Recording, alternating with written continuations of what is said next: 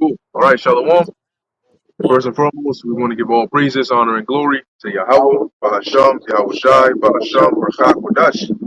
Double honors to the elders and the apostles of Great Millstone, and peace and blessings to the elect. And we're going to go right into it. As you can see in the title, false prophets.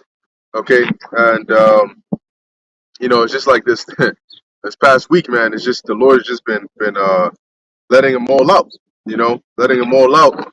And like we said, it's all part of this truth, this ministry anyway. But the closer we get to the end, the Lord is going to let it be more, make it more obvious who's teaching what exactly.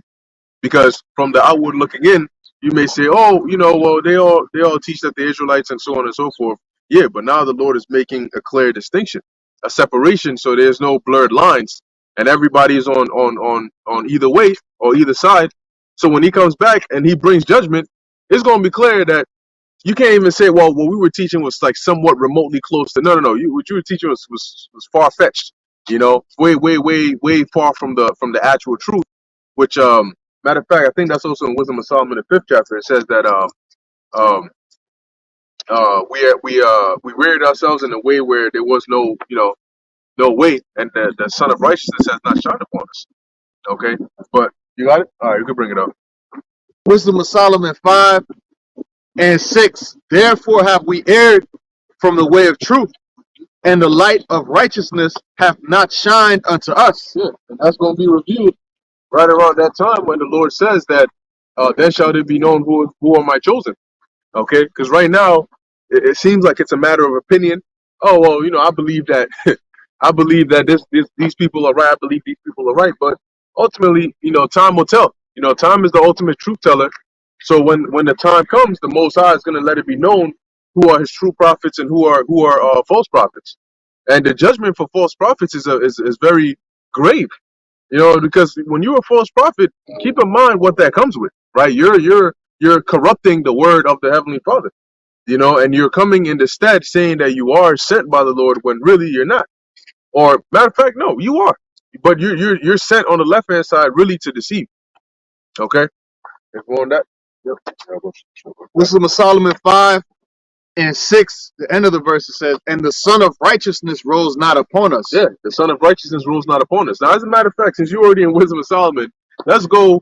I think it's Wisdom of Solomon 3.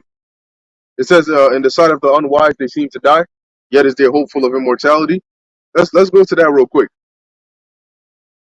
Because now what you got going on, I think it was Apostle Tahar did a video on it, and I think it was the member from the IUIC, and basically he was saying that because their thing is you can't have an unbelieving wife, which let's get that also in First Corinthians. I think it's First Corinthians the 7th chapter. The Apostle Paul went into that, right, about having an unbelieving wife or a woman having an unbelieving husband. Okay, so they basically their thing is you got to cut off you got to cut off your wife after like 1 year or something like that. And the scriptures and they went into I think Sirach. I forget exactly which one it is. Let me see if I can find it. But it talks about you know which one it is? I think it was 42. Let's see, it talks about observe the times. Oh man, but hey, the Lord did say that you would have men walking after their own lust. Okay. Oh, it's actually 27. Yeah, 27 and 12. Yeah, let's bring that out real quick. And also, while you have that, hold 2 Peter 3. Go ahead. Sirach 27 and 12. So they're basically saying, well, I'm going to let you read it first. If thou be among the indiscreet, observe the time, but be continually among men of understanding. Right. So basically, the dude in the video from the IUIC is basically saying that this is talking about your wife. So if you are among the indiscreet, which is your unbelieving wife, observe the time, meaning keep track. So don't go past a year. 27 and 12, saying that you can't be with her past the year. Once it's a year, you gotta observe the time. The second is that she gotta go. What part about that verse has anything to do with an unbelieving woman? The Most High doesn't care necessarily about the woman. And when I say that, I mean if you take a look at Moses or David or all these different men, the Most High throughout history has always been dealing with the men. The men are the prophets, right? Proverbs 8, I believe it says, wisdom crieth unto you, O men. is my, is wisdom crying to. So the men are the ones that carry out the mission. Now, if you got a woman, and she's doing right by you, what the Most High cares about is that you in the right mindset to do His work. That's what He cares about. Okay, like if you are you work for somebody, you come to work and you always do what you got to do. Your manager don't give a damn about what business you got going on outside of work. All he cares about is the fact that you come in here and you doing what you got to do at work. You doing what's required of you. Okay, he doesn't care that you haven't did. Now, if you keep coming to work and you all messed up, you got bags under your eyes, you got bruises on your eyes and shit, and he's like, yo, what's going on, man? You've been a little messed up lately. Oh, my wife, sometimes she gets a little aggressive, and then I get these bruises and shit. Oh, whoa, what? Then, all right, that's a problem. Then you might need to figure out that situation, and if you need any help, we might need to see what's going on there. So when it becomes a problem to where they're hindering your ability to do the work of the Lord, that's a different story, But the Most High is like, look, man, you do, because right now, like Apostle Paul said, unless you're dealing with a virgin, pretty much technically you committing adultery if a husband is alive, which goes to show you the great mercy of the Lord. Okay, but so they're basically saying, let's read that again. That's all. That's all about an unbelieving wife. But it gets even worse when you go into Wisdom of Solomon, the 3rd chapter. That's right. Yeah, that's it, I got it. Okay, you got it. You want to read that? Yeah. Sirach 27:12. If thou be among the indiscreet, observe the time, but be continually among men of understanding. Okay, so you got it, bro.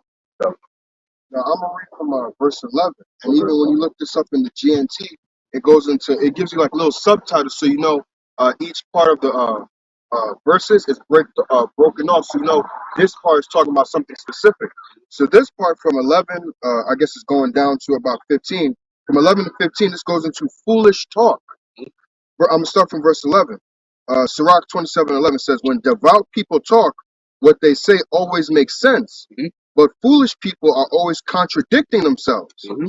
Verse 12, "When you find yourself with stupid people, look for some excuse to leave.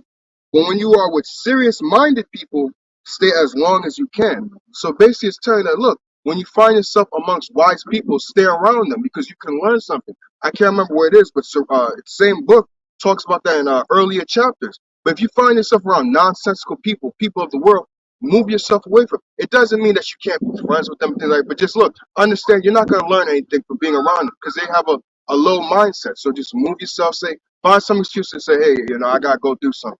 Yeah, because it's a waste of your time. So when you observe the time, you basically really looking for an excuse to be out. Like you making sure like you're not wasting your whole day around these people that are unfruitful.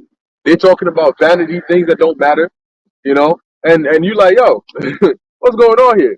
And really it's talking about people that are not like in fact, you might have a wife or a daughter or a mother or whatever. That's different. You live with this person or you deal with this person. That's different. But this is talking about like people, maybe like your friends in the world, so to speak. You may come across them or you may hang out or whatever. There's no real reason to have to spend your whole day with them because all they're gonna be talking about are carnal, non-scriptural, non-spiritual things, and it's sort of like a waste of your time. Now, it's interesting because that's written, but really for those that are really in that spirit, you don't even need to be told that. When you're there, you yourself are going to be like, yeah, I think it's time I get out of here. You're like after 30 minutes, an hour, you're like, yeah, I'm not really feeling this too much. I think I got to go. I'd rather be reading scriptures or listening to a video or just be at home, doing something else other than this. But it's saying, yeah, that's talking about you got to cut off your woman. Now, before we get the next precept, you got something out, Haran? Nah, basically that's a perfect precept to go with. That is in Amos, the 3rd chapter, where it goes into can two walk together unless they be agreed, or except Yep. they be agreed, right? So if you around somebody that your spirit is not meshing, it's best to just move away because what's going to happen is a conflict. That's why the apostles always emphasize that you can't do this these get together group. What's that called? Uh, uh, Unity. Unity camps, right? Unity camps. What the hell is that? That sounds mad gay. Like a whole bunch of men trying to be around each other with different philosophies. Like, oh, we just want to be around each other, just hanging out.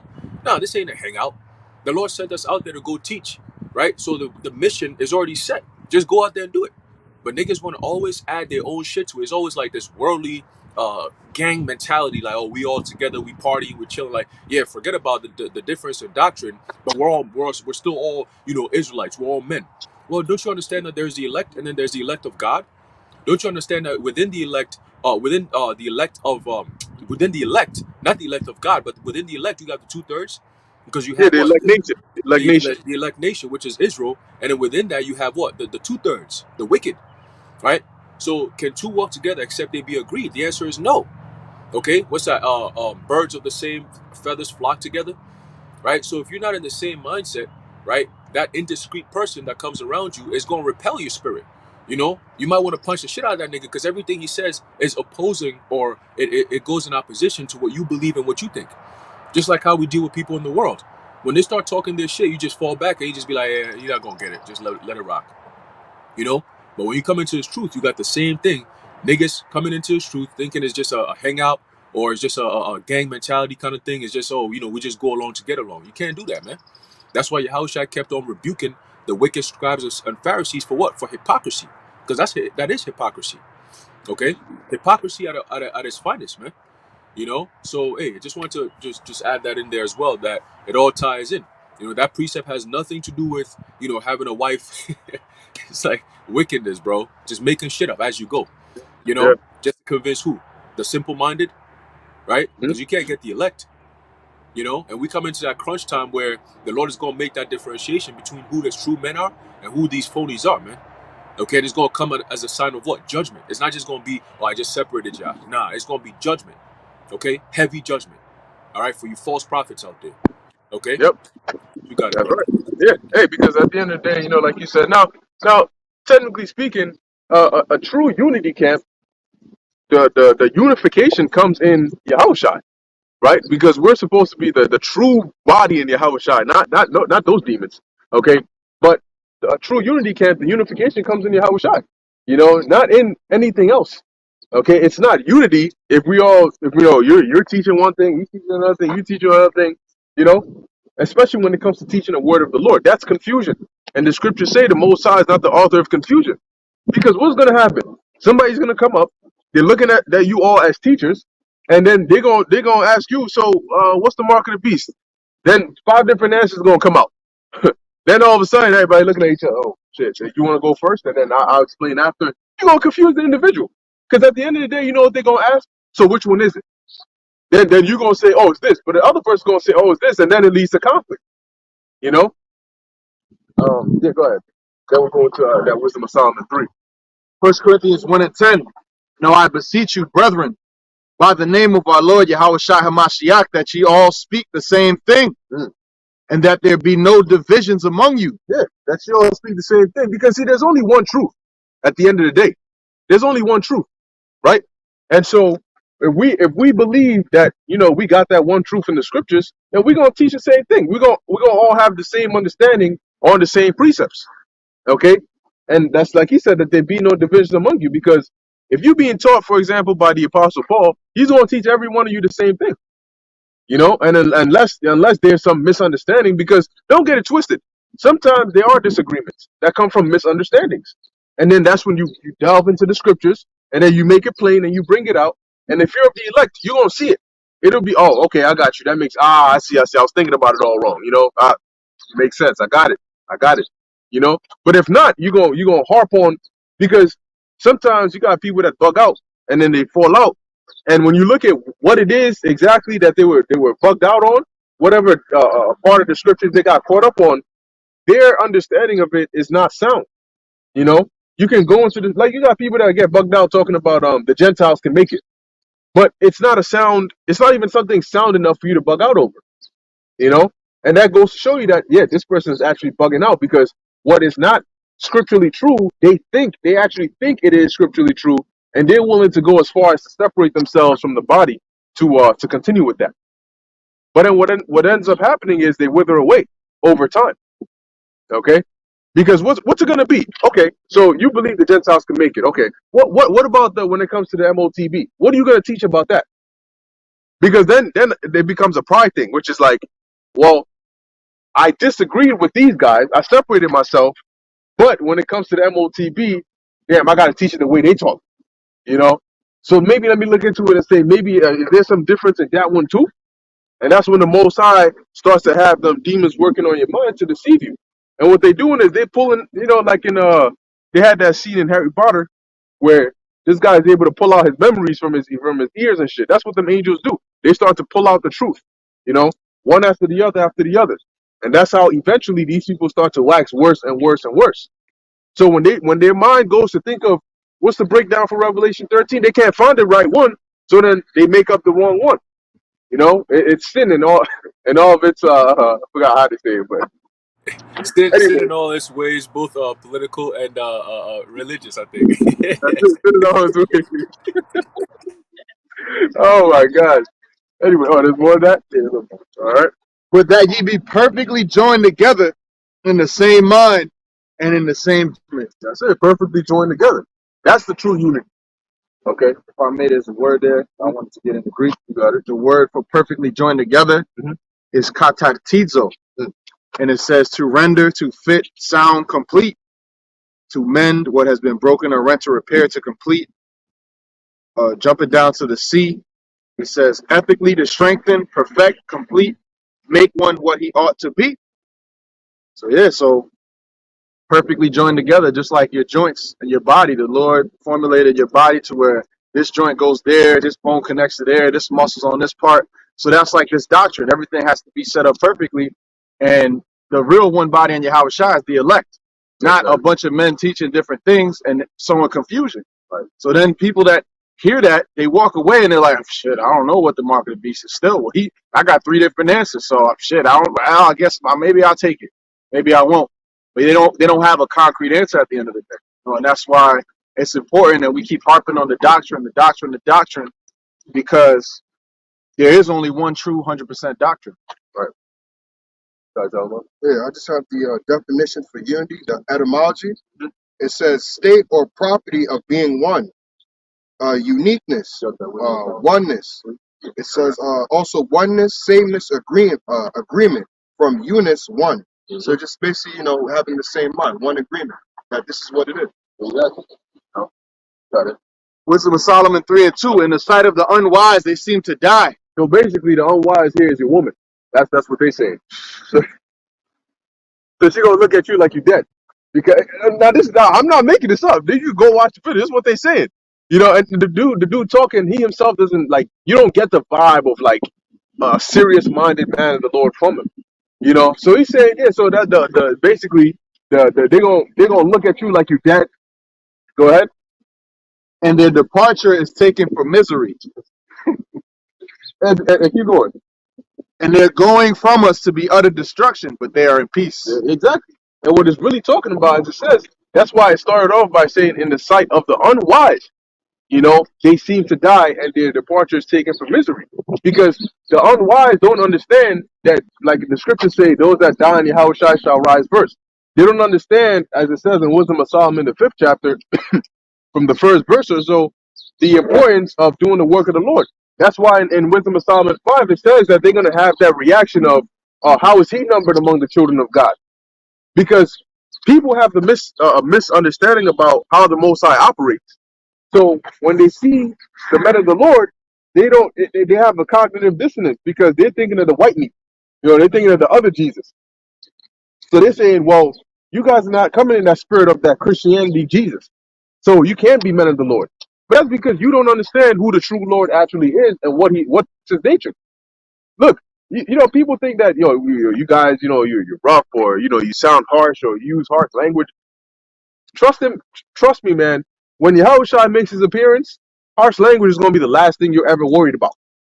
You know, because the destruction, I mean, literally the destructive force that the Lord is going to bring is going to change the world forever. You know, if Yahushua was on the scene today, man, you a lot of people wouldn't want to be around him.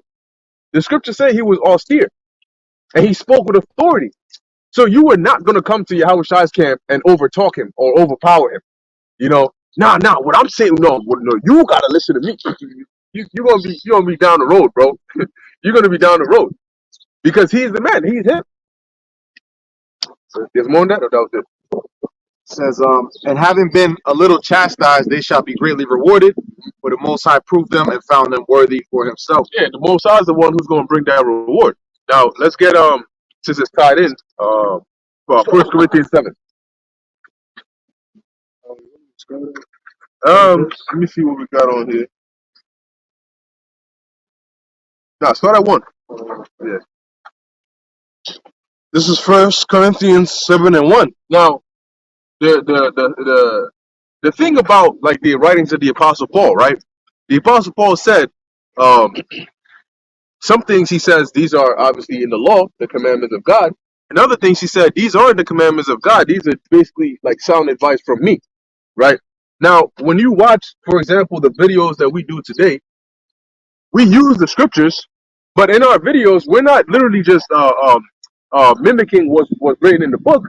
We're speaking in relation to modern terms, backing it up with what the scriptures say.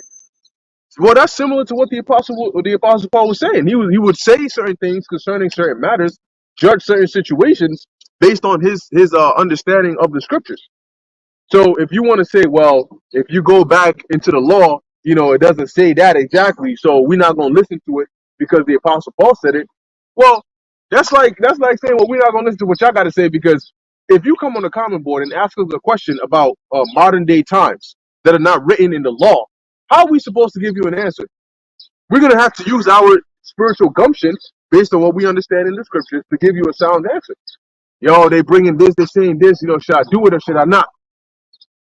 To add to your point, you have to have discernment, and the Spirit has to be working with us, because there's certain things that you're not going to get an answer.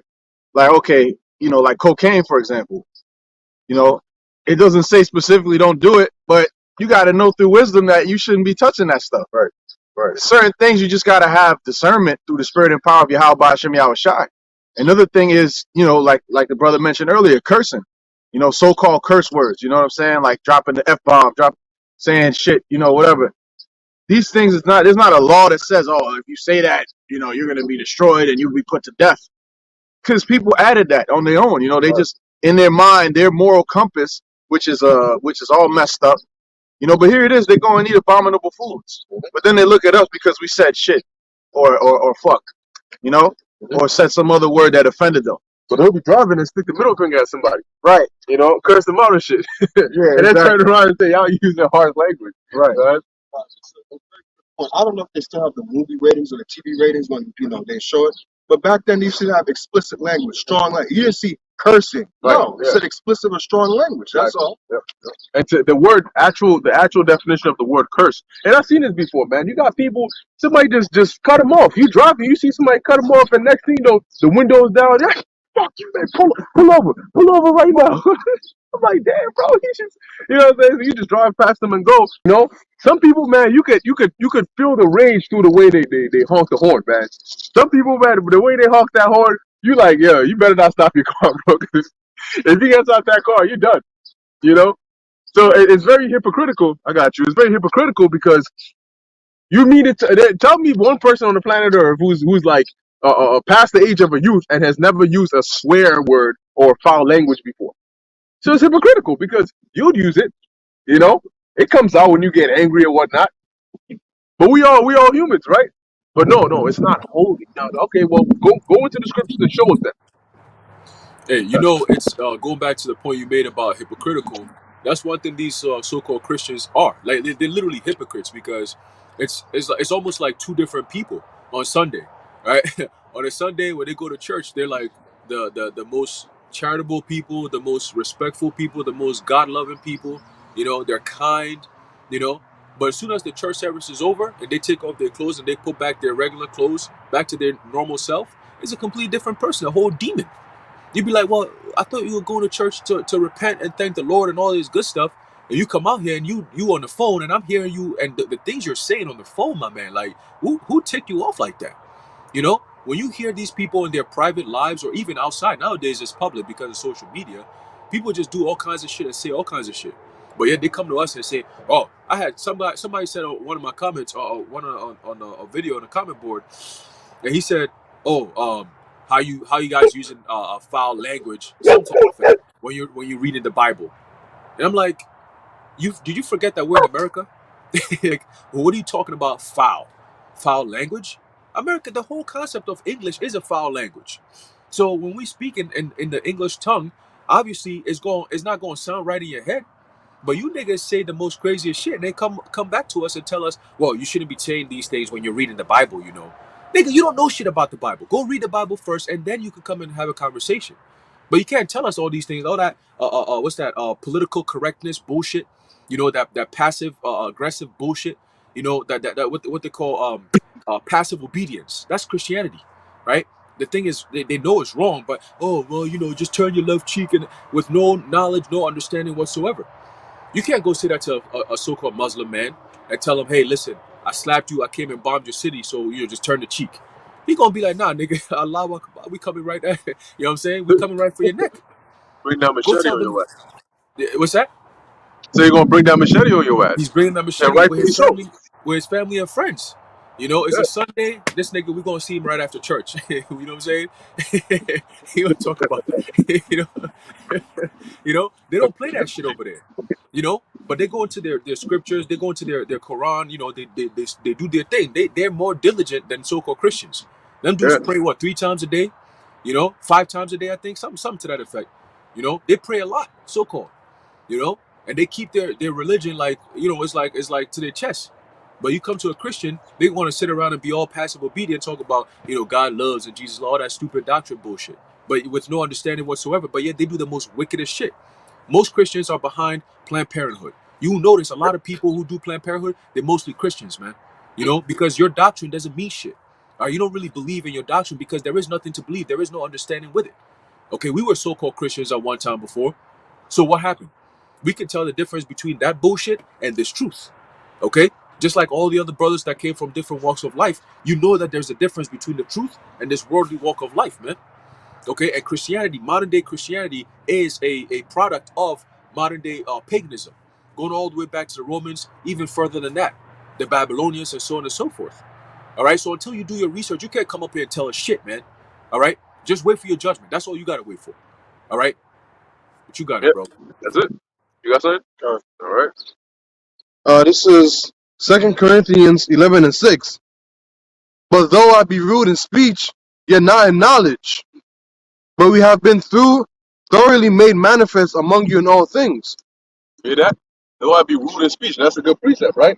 Because they will consider foul language rude speech. Or even just your demeanor. You know, the way you talk, the way you deliver things.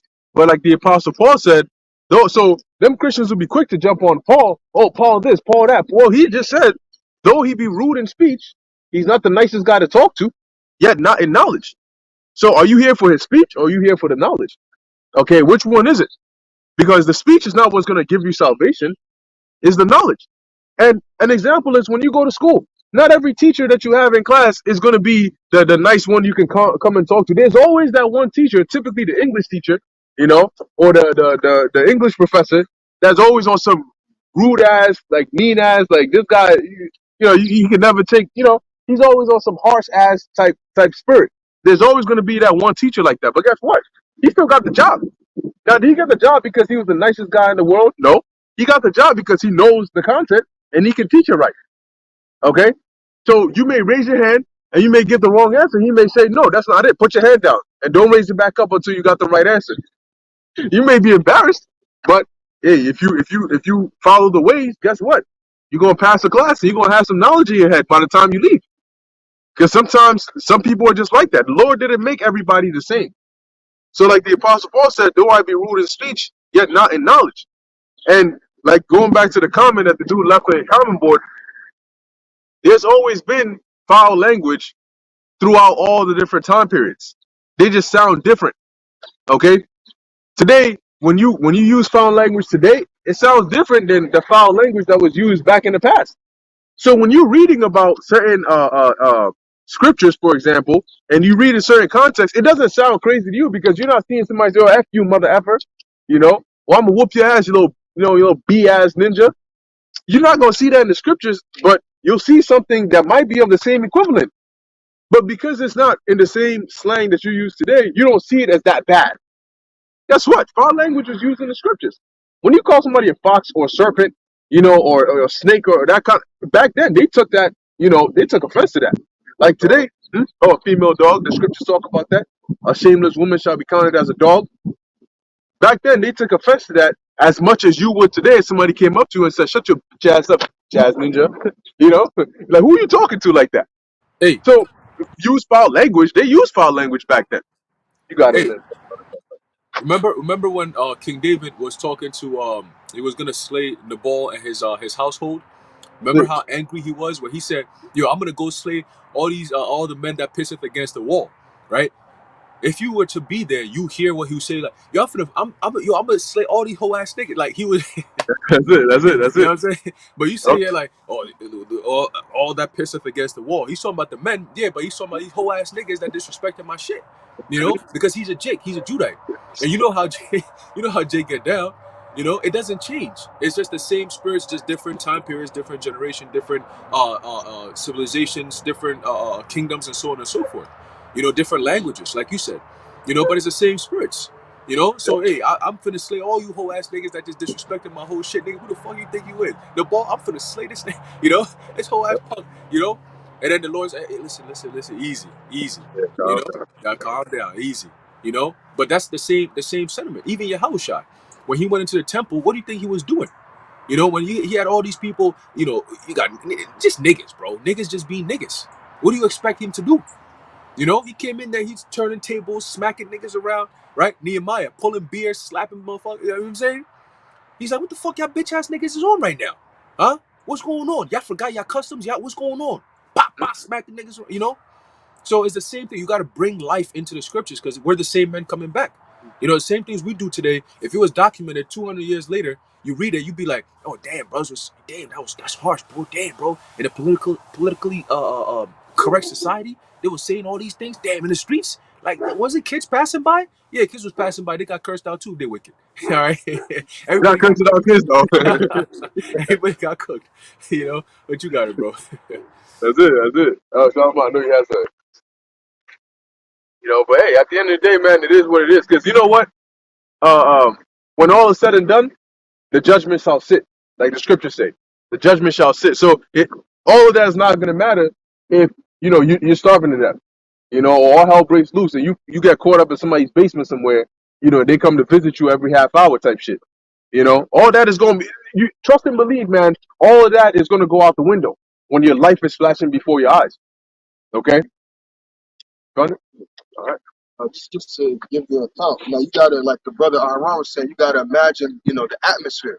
So this is Acts 23. I'm gonna start from verse 1. The point is in verse 3.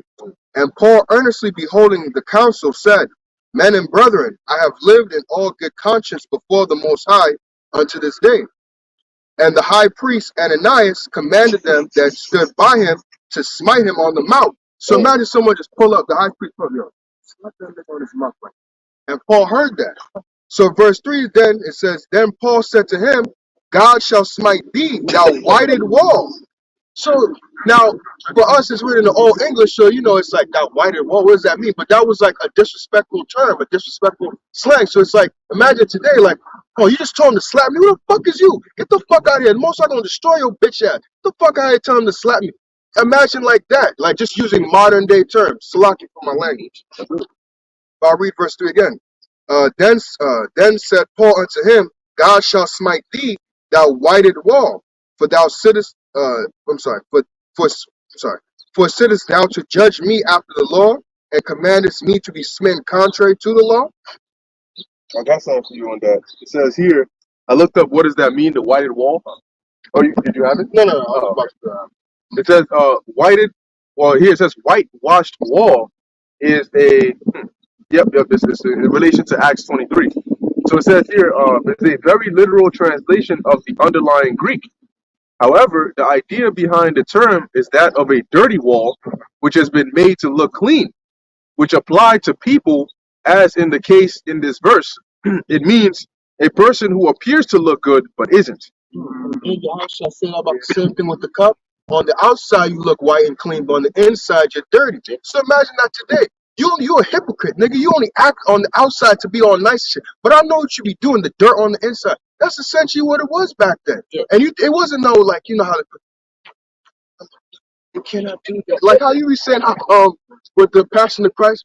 Oh, Like, oh nah, we yell like the same way we are today. We yelling, talk to each other, things like it's not no nice thing when Jake confront each other. Like, man, fuck you, get out of my face with all that bullshit. Mad aggressive. So it's the same thing back then. yeah. Think about it. They want to put Yahushua off of a cliff. What did he say that made them put it like, yo? That's like today you call somebody a snake or a two-face, you know, because that's a whited wall is like that. You know, you dirty, but you appearing to look good. If you a snake, you appearing as if you know honest or trustable, you know, or trustworthy, but deep down inside you're really a snitch or op as they call them, you know. So, Hey, did not especially the way he Yahushua? said it, right? The way he said it was in response, and he was angry, right?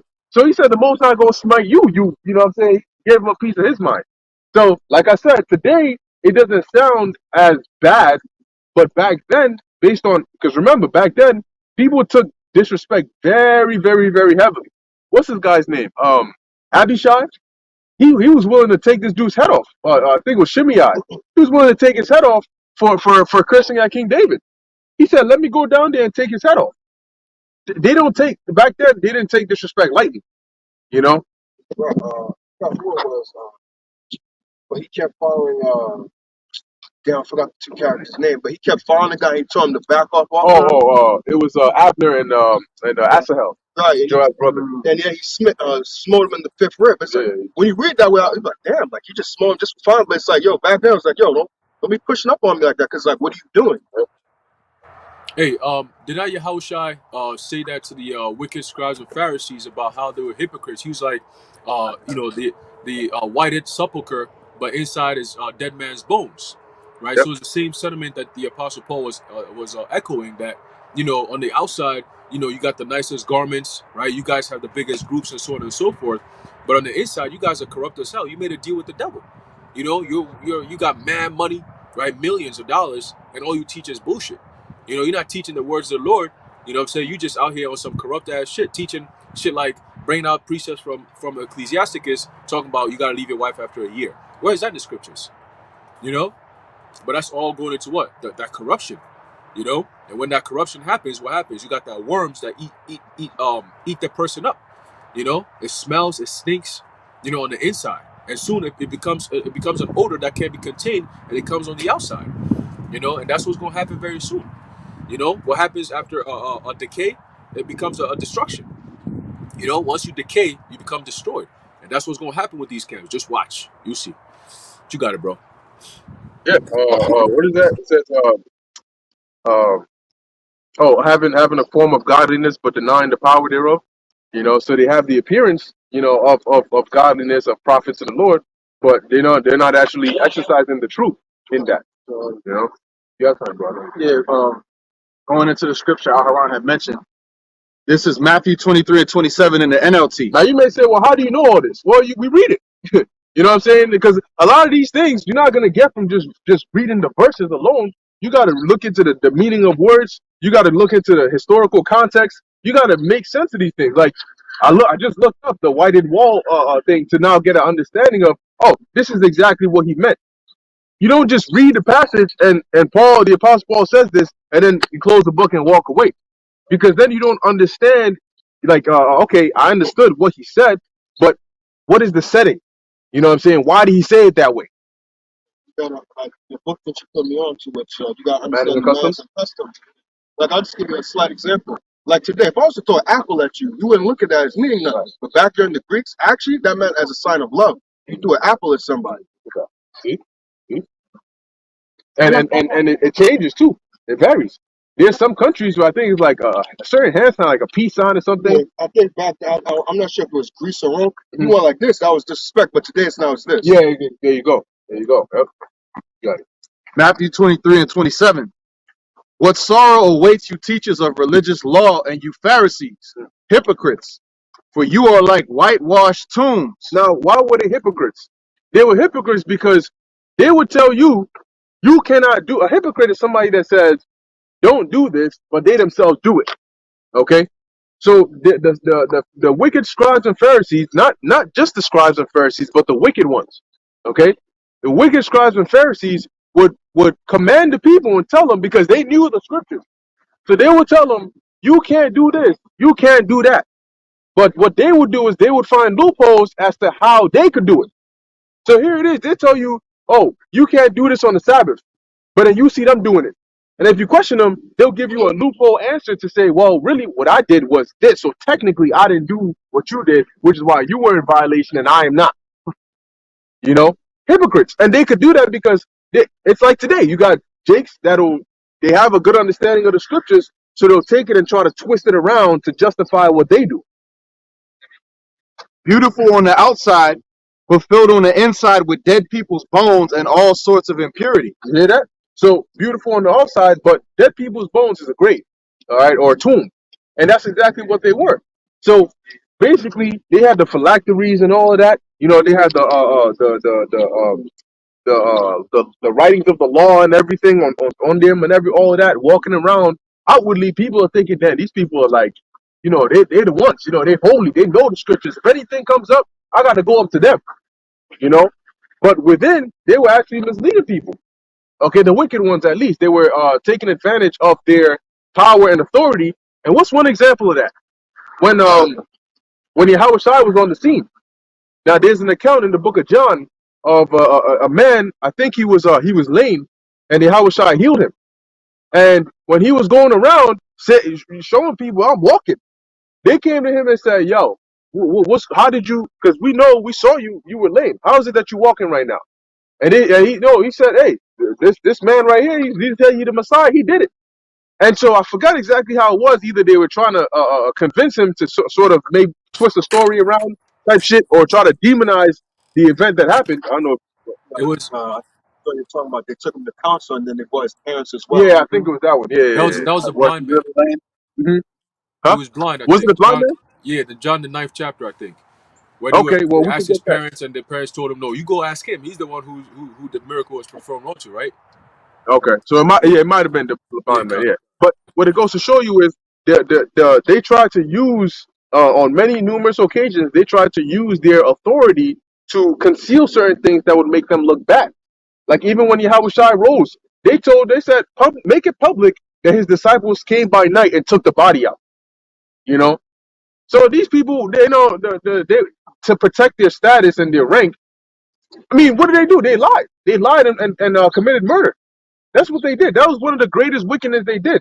They lied by setting up false witnesses and said, hey, say that you heard this man say X, Y, and Z. And then we're going to convict them and say that, look, he committed blasphemy. He needs to be put to death. And then they murdered him. And these are supposed to be the high priest, right?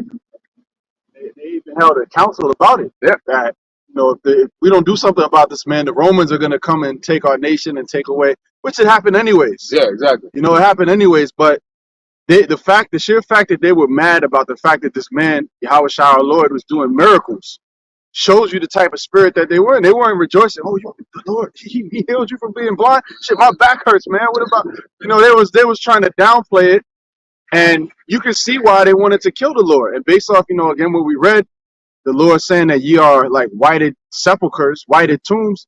That's worse than calling somebody a bitch ass nigga. Right. That's some real all right. That's like you go to somebody like Jeremiah went to the dude and he changed his name from Pashur to something else. And that's like ultimate disrespect. Right. Deeper than just use a bitch ass nigga. Like Right, that's right, just right. a run of the mill insult.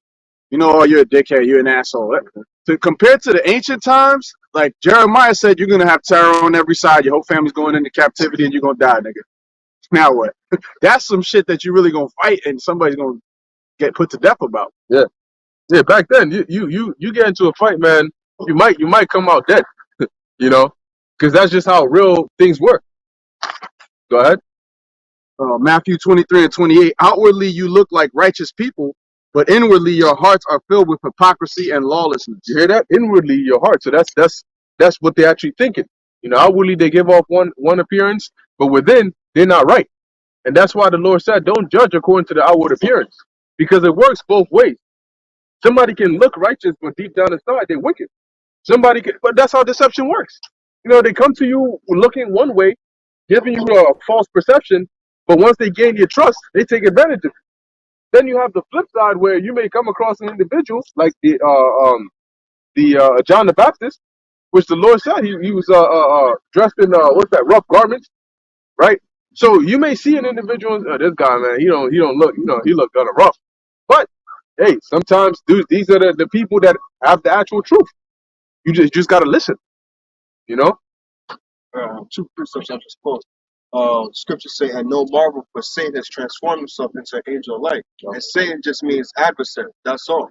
And then also another is Sirach 13, I think it is, where it talks about how a person will deceive you and he will run you dry 2 times or 3 times, and then at the end he'll laugh you to scorn. So he'll pretend, he'll play like he's your friend, because he needs something from you. He wants something from you. That's how deceptions work. They're deceiving, they're the adversary, but they can't make themselves look like the adversary. So they have to make themselves look like what? A good person, honest, trustworthy.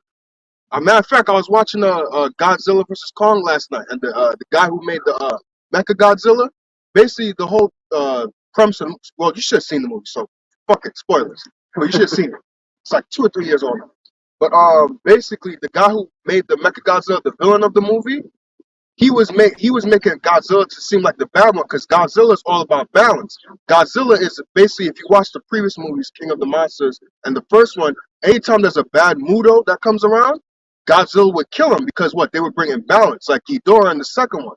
So basically, they were making a machine that was making Godzilla go crazy, because like Godzilla sensing, hold up, there's another alpha monster out here, or alpha titan, that could cause havoc to people. So that's why Godzilla in the beginning of the movie was going around killing people and things like that. He wasn't doing it, like he was going crazy, but he could sense that there's danger. So, basically that guy in the movie who was the bad guy that made the Mecha Godzilla, he made himself seem like, look, I'm just trying to really, do good. Godzilla's an enemy, but really in the basement, here he is, you making Mecha Godzilla, trying to replace what was natural. Yeah. That's Esau for you. Anyway, yeah, let's go back to 1 Corinthians 7. Go back to that point. And once again, this is why it's important to study. Because obviously you'll be guided by the Spirit of the Lord, but when you study and you understand the scriptures, the Lord will guide you into the correct understanding. And it's so, yeah, you can teach, but also so you can defend when false doctrines and false prophets come out and try to deceive the people. Okay? Because technically we also got to be, like the scriptures say, I think the Apostle Paul said it, defenders of the gospel, sort of like gatekeepers, to ensure that whatever inaccuracies are coming out, we're balancing or counteracting that with the actual truth of the scriptures. And all you got to do is just go into it and put it out there. Anybody who has eyes to see would be able to see, no, I see that makes sense. Yeah, I see what you're saying right there. Because the truth, no matter what you do, will always be the truth. Go ahead. This is 1 Corinthians 7:1, and it reads, now concerning the things wherefore ye wrote unto me, it is good for a man not to touch a woman. All right. Yeah, it's good for a man not to touch a woman. Now, then he said, concerning the things that you wrote on to me. So the Apostle Paul is basically saying, look, based on the reports that y'all done given me, you better off just not even dealing with a woman. Because if it's going to bring you this much of a headache and a distraction and get you into this much trouble, then you might as well not even deal with them. Okay? Go ahead. Nevertheless, to avoid fornication, let every man have his own wife, and let every woman have her own husband. Yeah, so like you said, now they'll try to take this and say what this means is a man can have only one woman. What the Apostle Paul is saying is to avoid fornication, which in this context he meant adultery, which is really generally fornication is unlawful, sexual activity. But what the Apostle Paul is saying is, in order to avoid adultery, you have your own woman, he has his own woman, he has his own woman, he has his own woman. You want to deal with a woman, deal with your woman. You want to deal with a woman, you deal with your woman. Okay, don't go around dealing with somebody else's woman. Everybody got their woman, you all good. You feel the burden, go deal with your woman. Okay? Same thing with TNT, just to make it so verse 2 it says, but because there is so much immorality, every man should have his own wife, and every woman should have her own husband. Simple. That's it. Having your own does not mean you have only one, because you can own more than one. Okay, I can have 5 cars. Each of them are my own car. You know, oh, that's his car. Then I come next week with another car. Oh, that's his car. You know what I'm saying? I got my own car. I'm not driving your car. If I drive any one of those 5 cars that are mine, I'm still driving my car. I'm not driving anybody else's car. Okay? Just to add to your point, when the Lord gave the parable of the 5 wise virgins and the 5 foolish, we know obviously that's symbolic, but why would he give a parable of something that was wicked? If having more than one wife is wicked, why would he say that there was 5 wise virgins? Right. And he is the bridegroom that's coming to marry them. So he basically sanctioned it right there. You know, but we know it symbolizes the elect, obviously, but he's not going to use a parable of something wicked to symbolize him marrying the church. You know? Yep, good point. So I just want to make a quick point. Just straight to the point. Where in the scriptures, without trying to twist up this precept and twist up that precept, where it definitively says a man should only have one wife? Find that in the scriptures where it says that, because when you search scriptures, it does not say at all. Now, if you go to Timothy and try to bring up that deacon and bishop, that's for men who are heads that, look, you have a high position, you have a lot of authority, you have a lot of stuff to deal with. It's best that you deal with just one woman. That's the only place we can find it. But that's for bishops and deacons. But for the everyday average individual, please show me where it says thou shall have one wife. That's it. Yeah, well, I mean, what you can find is accounts in the scriptures. Now, here's the thing. Why didn't the Most High would punish you for adultery, right? He punished, hold on 1 second. The Most High punished, he sent Nathan to come to David and basically, call to remembrance his faults. And that was adultery and murder. But at that point, David had multiple wives. King David had multiple wives, many children by them also. Why did not Abigail was one? Yeah, Nabal's, yep. So why did not the Most High send Nathan to David and say, you know what, David, you done messed up. You should have been satisfied at your first wife, but you went and took this one. And then when the second one jumped in, you went and took this one. And then you went and took that one. Why you ain't satisfied with just one? Well, Abraham, why did the second Sarah said, you know what? Let me give you Hagar, my handmaid, so you go and sleep with her and then produce a baby for us. Why didn't the angel, whoa, hold up? You know what I'm saying? Stop Sarah right there. What you think you're doing? You can't do that. You his wife, that's the end of the story. You can't have a baby, too bad. Why didn't the Most High stop him? He said Abraham was his friend. King Solomon, wait a minute. The Lord blessed King Solomon with great wisdom, knowledge, and understanding. He had 1,000 women. Wait a minute. Hold up. First off, why didn't the Most High come and say, you know what, Solomon, you had way too many women, and you're going to be punished for that? What was Solomon punished for? Or at least, what did he get judgment for? For going after these other gods. And you know what the Most High said?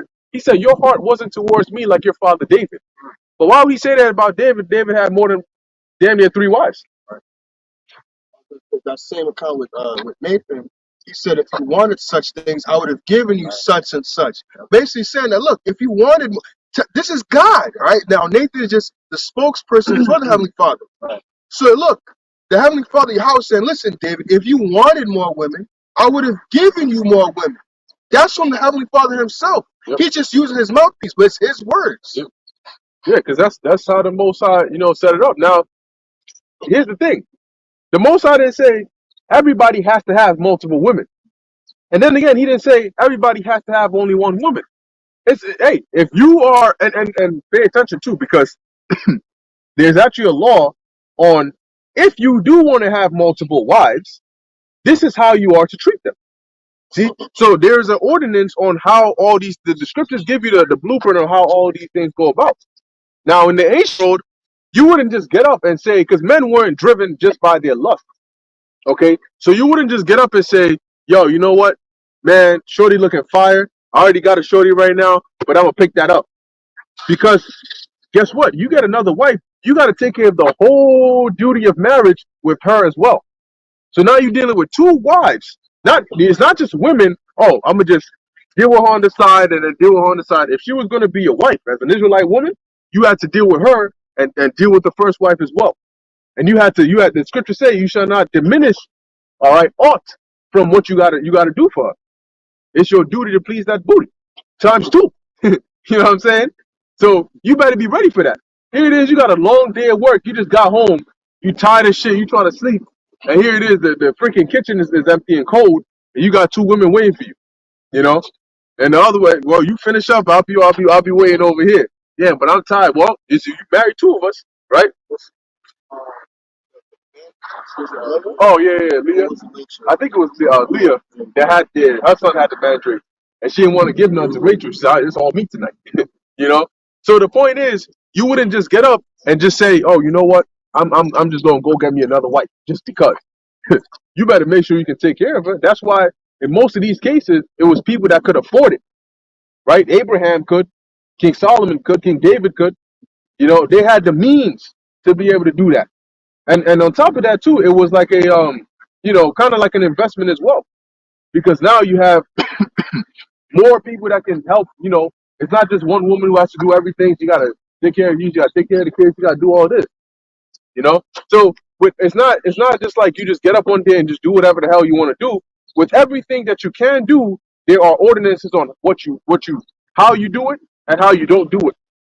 Okay, the scriptures talk about women being a weaker vessel. It doesn't mean you just go home and just kick her in the face and you don't know. There are certain things you can do and certain things you cannot do. But today, people want to take the benefits and ignore the responsibility that comes with it on both sides, women and men. And that's why these concepts sound so horrible to people today, because they're like, I'm just supposed to be somebody's like side host.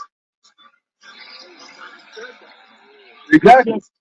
Slakia, brother. It's just how things are set up today. Because what, like you were saying, men in their lust. So a dude will get it first check, but then he'll have the side chick, and it's like, oh, well, I'm only gonna deal with this sometime, or call me at this hour, call me at that hour. But she has feelings for you, and she has lust for you, and things like that, because you've been dealing with her. So you can't just put her off to the side and be like, nah, I ain't gonna really do it.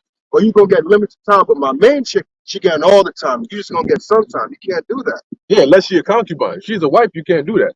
And yeah, I was gonna say something 'cause the point that you made. No. The point that you made reminded me of something, but it escaped my mind. But anyway, it'll come back. Yeah. To add to what the brother said too is they get this idea of like having multiple wives, that it's like some kind of rap video, or we're gonna be living like Puff Daddy or some shit. You know what I'm saying? That's definitely not him. Yeah, no You Diddy. don't want multiple wives. You want multiple husbands. No Diddy. That dude. You know what I'm saying? Or one of these famous niggas, that got all these women, like Future, for example. He did a song with J. Cole, and J. Cole said, "Oh man, I'm doing it wrong. Future has 20 girlfriends." But ain't nothing in the scripture speaks about girlfriends. It speaks about wives and order and integrity and class. Right. The way Future is doing it is wicked as hell. So his future is missiles anyway. Yeah, his future is gonna be destruction. Yeah. It's the irony of his name, but the fact that he's sitting here bragging about all these women he got, but first of all, they all hoes anyways. Second of all, none of them are loyal to him. You know what I'm saying? They be with him for a second, and then the money kind of ease up, and then what happened? They slide to the next rapper. Yeah, So the dude is in pain. Yeah. You listen to him; he's in pain. He's always like, his music it's alright, but most of the time it's depressing. Yeah. He's always rapping about drugs. Yeah. Talking about some sensational. And he committed adultery too. Remember, he rapped about it. With Larson Pippen. He said he tore her ass up while wearing Gucci flip flops. Like that's why your house shy. That's why Yahushua called this generation a wicked and adulterous generation, because adultery is the norm in this society. Like we've said many, many times, it's like it's promoted. It's cool to be an adulterer and an adulteress. You got what's her name? What's that? Unattractive, unsexy Red, right? That demon. Talking about her pink, whatever. That's what they're promoting, and then they got her standing in front of little children. Now they've moved a couple of years ago. It was pushing this whole dragism right in front of children. Right now it's putting these unsexy red hoes in front of children to promote this type of BS, man. And you got children, and it's always J kids too, and they dance into it. You got little ass kids twerking to it. I'm just like, what is going on? Wicked ass generation, bro. And the Lord did that on purpose, because now you got a few generations back, all them kids, all those people who died back then, they're all back here again as children in this wicked ass generation, and this is the norm. Like, damn, how unlucky can you be?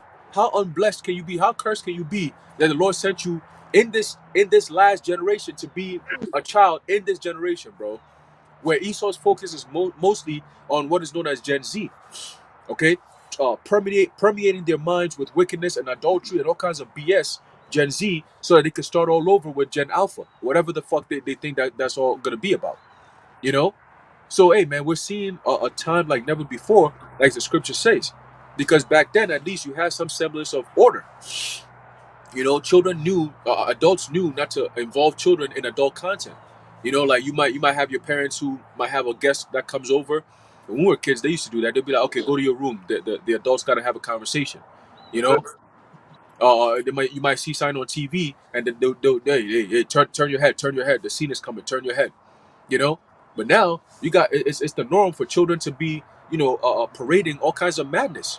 You got kids in school, in grade school, watching pornography in class, and then the teacher pulls up on them, standing over them, and they're like, "Oh no, I was just checking OnlyFans." Like, what is going on, man? What the hell is going on? But yet we're the wicked ones for calling out all this bullshit. And you notice we're calling out our own people because this is our nation. You see, it's like a father who comes in and he sees a dismantled household. What do you think he's gonna do? You think he's just gonna be happy, like, oh yeah, you know what? Oh, it's just the life now. No, he's gonna come in and bring that order. That belt is gonna be attached to asses, man. You know, straight belt to asses. That's what you need to happen. That's order. That's discipline. Okay, that's responsibility. That's accountability. Okay, that's raising up a true a people close to the Heavenly Father according to the laws. You know, Hey, you too, man. you got it, bro. Yeah, hey, and it's like you said, man. There's nobody else that's calling it out, you know, and we're the bad guys of the world because we're calling out the wickedness that's going on in society today. Because guess what? If the world continues as it is, there's gonna come a point, you know, as we've been saying, where your children will not be safe, and they're not even safe now, you know. But it's gonna get to the point where, you know, you wake up one day, your child, you know, here it is, your child tells you that, yo, there's some, you know, some grown ass adult, you know, trying to make advances on them, and you call the cops, and the cops looking at you like, okay, and like, what's the crime exactly? And then you finding out that this shit is legal now, like, you know, they're allowing this kind of shit, you know.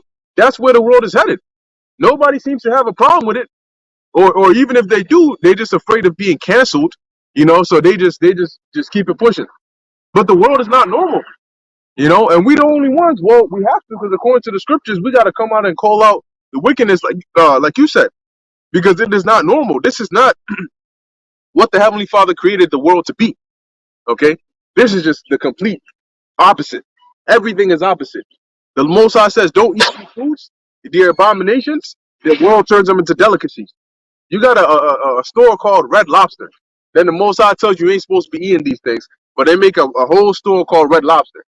You know, the Most High says certain types of people shouldn't be on the planet Earth. Guess what? They give them rights. You know, and then they demonize you for speaking against it. So we're not. I mean, how we? But think about it. In the evil world, those that speak truth and righteousness, of course, they'll be demonized. So you look around and you say, okay, here it is. If you gotta, the world is saying that we evil. Look at what the world is doing.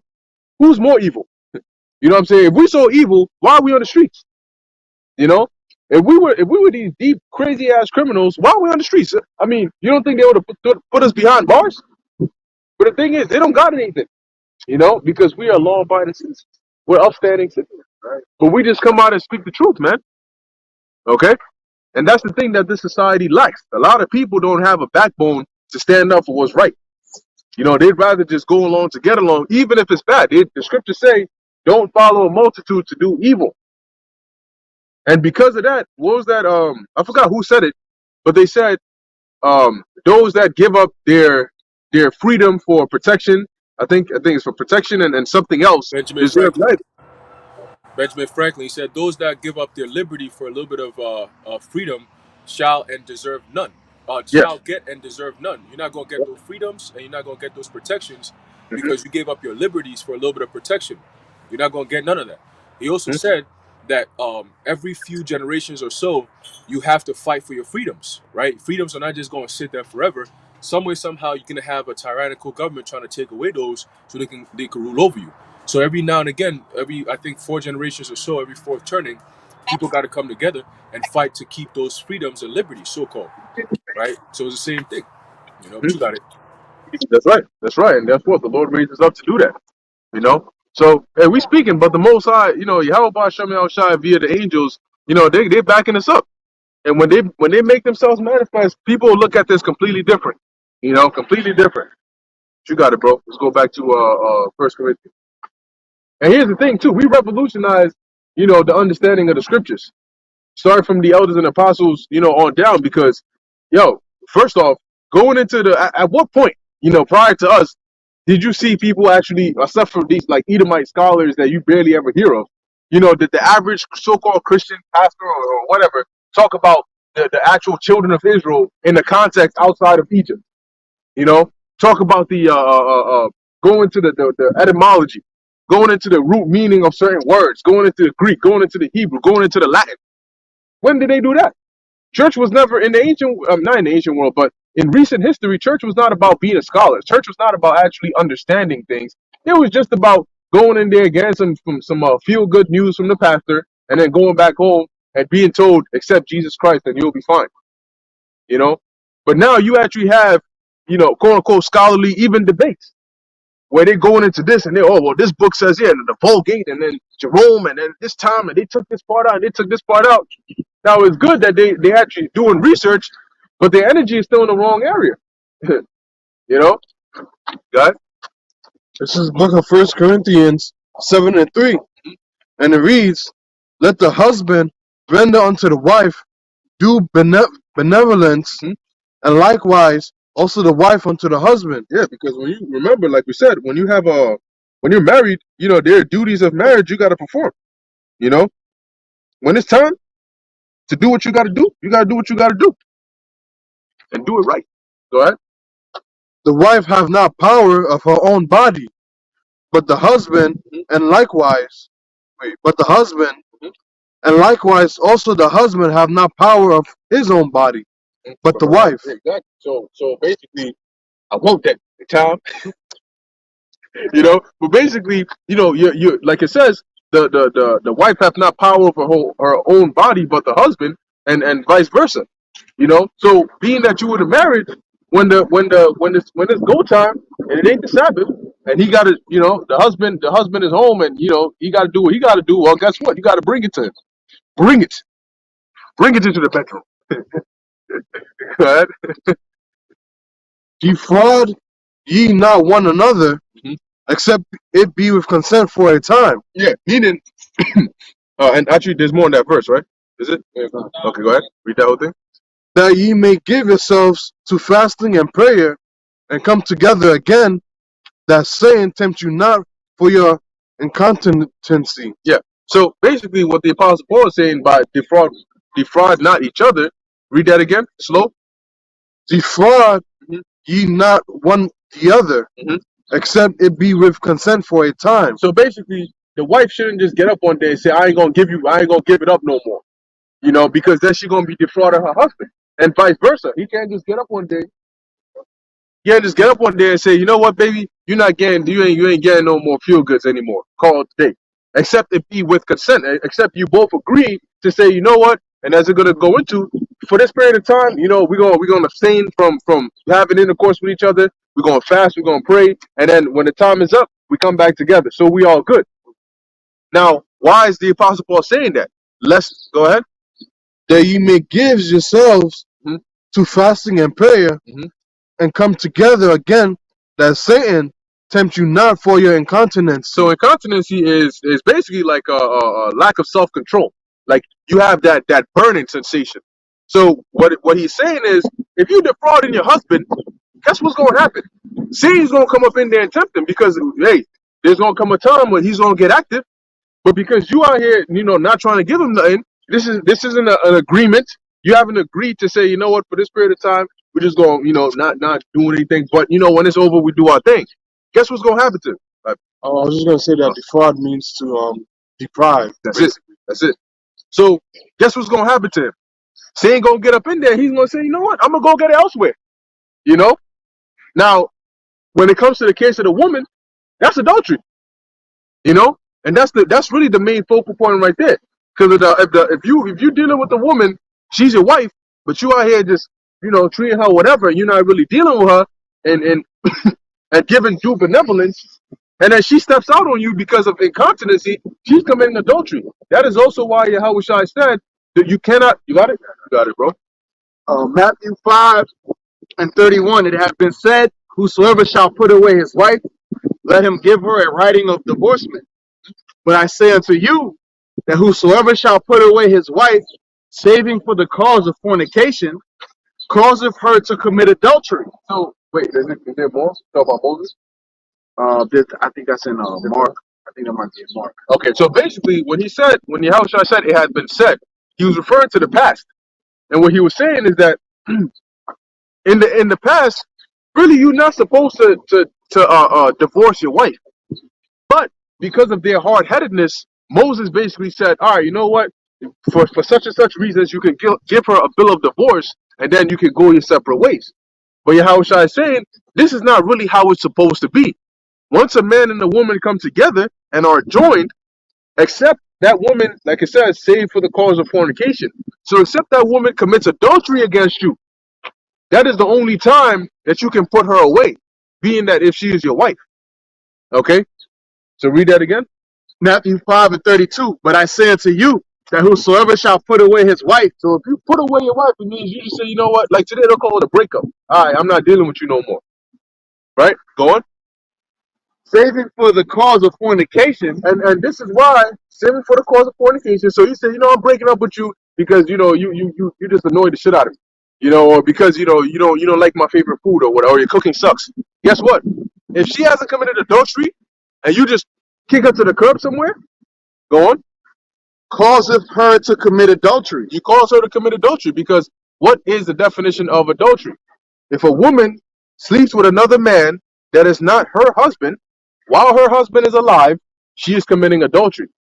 So when you say that, hey, I got tired of you, I'm not dealing with you anymore, and she's gonna go, especially like today's world, she's gonna go on a date with another guy, and she's gonna get DDT'd and RKO'd and power drivered and shit, in the bedroom. That's her committing adultery because you're still alive, and in the eyes of the Most High, you're still her husband. Okay, but now there's another man, plowing with that heifer. And this is why in the ancient world, you weren't just going to go around and see a shorty and say, I'm going to grab her up. Because see, in the ancient world, there's a law that says, if you see a woman, put it this way, if a man takes a woman, right, he sees a woman, this woman is not promised to anybody, she's not married, he takes her and by force he lays with her, so he pops her, that means she's a virgin and he just took her virginity by force. Guess what? That dude has to go and pay the father 50 shekels of gold, and he has to marry that woman. He can't just say call it a day. No, he has to marry that woman, and she's gonna be his wife for the end of until God knows how long. So if your dumb ass says this shorty fine as hell, I'm gonna go grab her up in the bushes somewhere, and then I'm gonna call it a day. Guess what? If you find out that she's a demon, or you're not compatible, or you don't like her personality, too bad. You stuck with her. What does that mean? You got to take care of her. You gotta feed her, you gotta clothe her, you gotta treat her as a wife. You went and did it to yourself. So you wouldn't just get up one day and just say, oh, this woman looks good, I'm gonna just go grab her up and take her and make her mine. No. You gotta really think. And in the ancient world, men had brains that actually worked. Okay?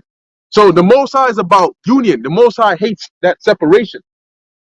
But that's why Yahweh Shai said, save for the cause of fornication. So unless you already committed adultery, where that land is greatly polluted, then you can put her away. And just to add to your point, also you got to have those 50 shekels. So that means you have to have some kind of substance. Hell yeah. Imagine you did it, and then the father's like, all right, where's my 50 shekels? Well, I don't got them. You're going to get fucked up, man. Yeah. You're going to find a way to get them. Yeah, you're going to have to. You might not have teeth, or you might get put to death. Yeah, or you might have to work it off. Yeah. You might need to work it off. Now you turn into Jacob. Except, you're not in an honorable way. But hey, the point is, like you said, that's a lot of money. Because technically speaking, when a father marries off his daughter, that's a transaction. Okay? It's kind of like a sale. Because there's a dowry. A dowry is just a politically correct way of saying you're paying for somebody's daughter. Okay? And why is that? Because it's a loss for the father. If a father has a daughter, the daughter, she does chores. She cleans around. She takes care of the house. She does these things. So she is a commodity. She's an asset to that father's family business. So when he's losing her to you, you gotta give him something in return. Yeah, you gotta compensate, which is that dowry. So when the situation we just read, where the dude forcefully takes a woman, you've now deprived that man of his ability. Number one, he has to give her to you, but number two, maybe in the future, maybe he hadn't already done this, but he was thinking about maybe having a more rich suitor. You've deprived him of that. So you gotta bring those 50 shekels. And 50 shekels wasn't light. That was expensive, you know? So and you gotta think twice about these things, not just, oh, I see a shorty, I'm gonna take her. So the Most High, like I said, he ain't about that separation like today. You just like that's that Plato's utopia. I'm tired of this shit. We break up. Why is there? You know why the concept of exes is always coming up? Because the natural order still exists. The dude always, his ex is always about the ex is back in the picture. Yeah, because technically, if she was a virgin when you met her, you still married. Today they try to override that with, oh, we broke up, we're not talking. What the fuck is that? Late now you're talking to somebody. It went from dating to being in a relationship to just talking. You know, ways to justify adultery. Another point the Spirit hit me with too is reminding me of the scripture in Sirach where it says to keep her in straightly, right? Because you don't want your daughter just out there wandering, so that could happen to her, and that's another reason why these women rebel against that, true understanding of the scriptures, because then they don't have liberty to do the shit they want to do. Got it brought. Yeah, you're your father's possession. You're his daughter, so you should be really sticking close to home. If you got something to go out there and do, women in the ancient time, it was just out there willy-nilly walking around, because that type of shit could happen. Right. So you got to be kept in straightly, kept in protected. You can't just be wandering around and doing all types of madness. Oh, yeah, well, Father, I got took. What the hell was you out there for? Yeah, exactly. You shouldn't be out there just out there freedom to gad abroad. And that's why they don't like the true understanding of the scriptures, because now they're freedom. Now they have to be back in shackles to this truth. Back in shackles to their father's house before they find a husband. Yeah. Now they want to just be out there willy-nilly and they meet 10 different niggas, and what is their father doing? Oh, yeah. Well, he ain't even there. He's a Christian pastor, probably. Yeah, he probably committed adultery with his congregation anyway. True example, what you said was Jethro and his daughters when he sent them to go water the camels. Yeah, and basically it's what? You go do something and you come back. Yep. And then also when Jacob met Leah and she was going to get well from the water, you go get water. Oh, Rachel, sorry. You go get the water and then you come back. That's it. Because if you out there, you are exposed to now man's life. Because Jacob said when he saw her, he cried because how beautiful she was. So it's like, you don't think other men parts of shit. Hey, but you know what? If they instituted the ways of the scriptures, a lot of these crime rates would go down drastically. Rape would go down the tenfold, because now you're saying that if your daughter's leaving, she's escorted. You know what I'm saying? She's leaving. She's back. She's back before the sun goes down. You know what I mean? Or she's taking care of the house. She's at home. She ain't in the workplace. She ain't out at 2 a.m. Dressed provocatively. In dangerous neighborhoods. She's not on OnlyFans. She's dressed modestly, so you're not gonna see her and think, let me see.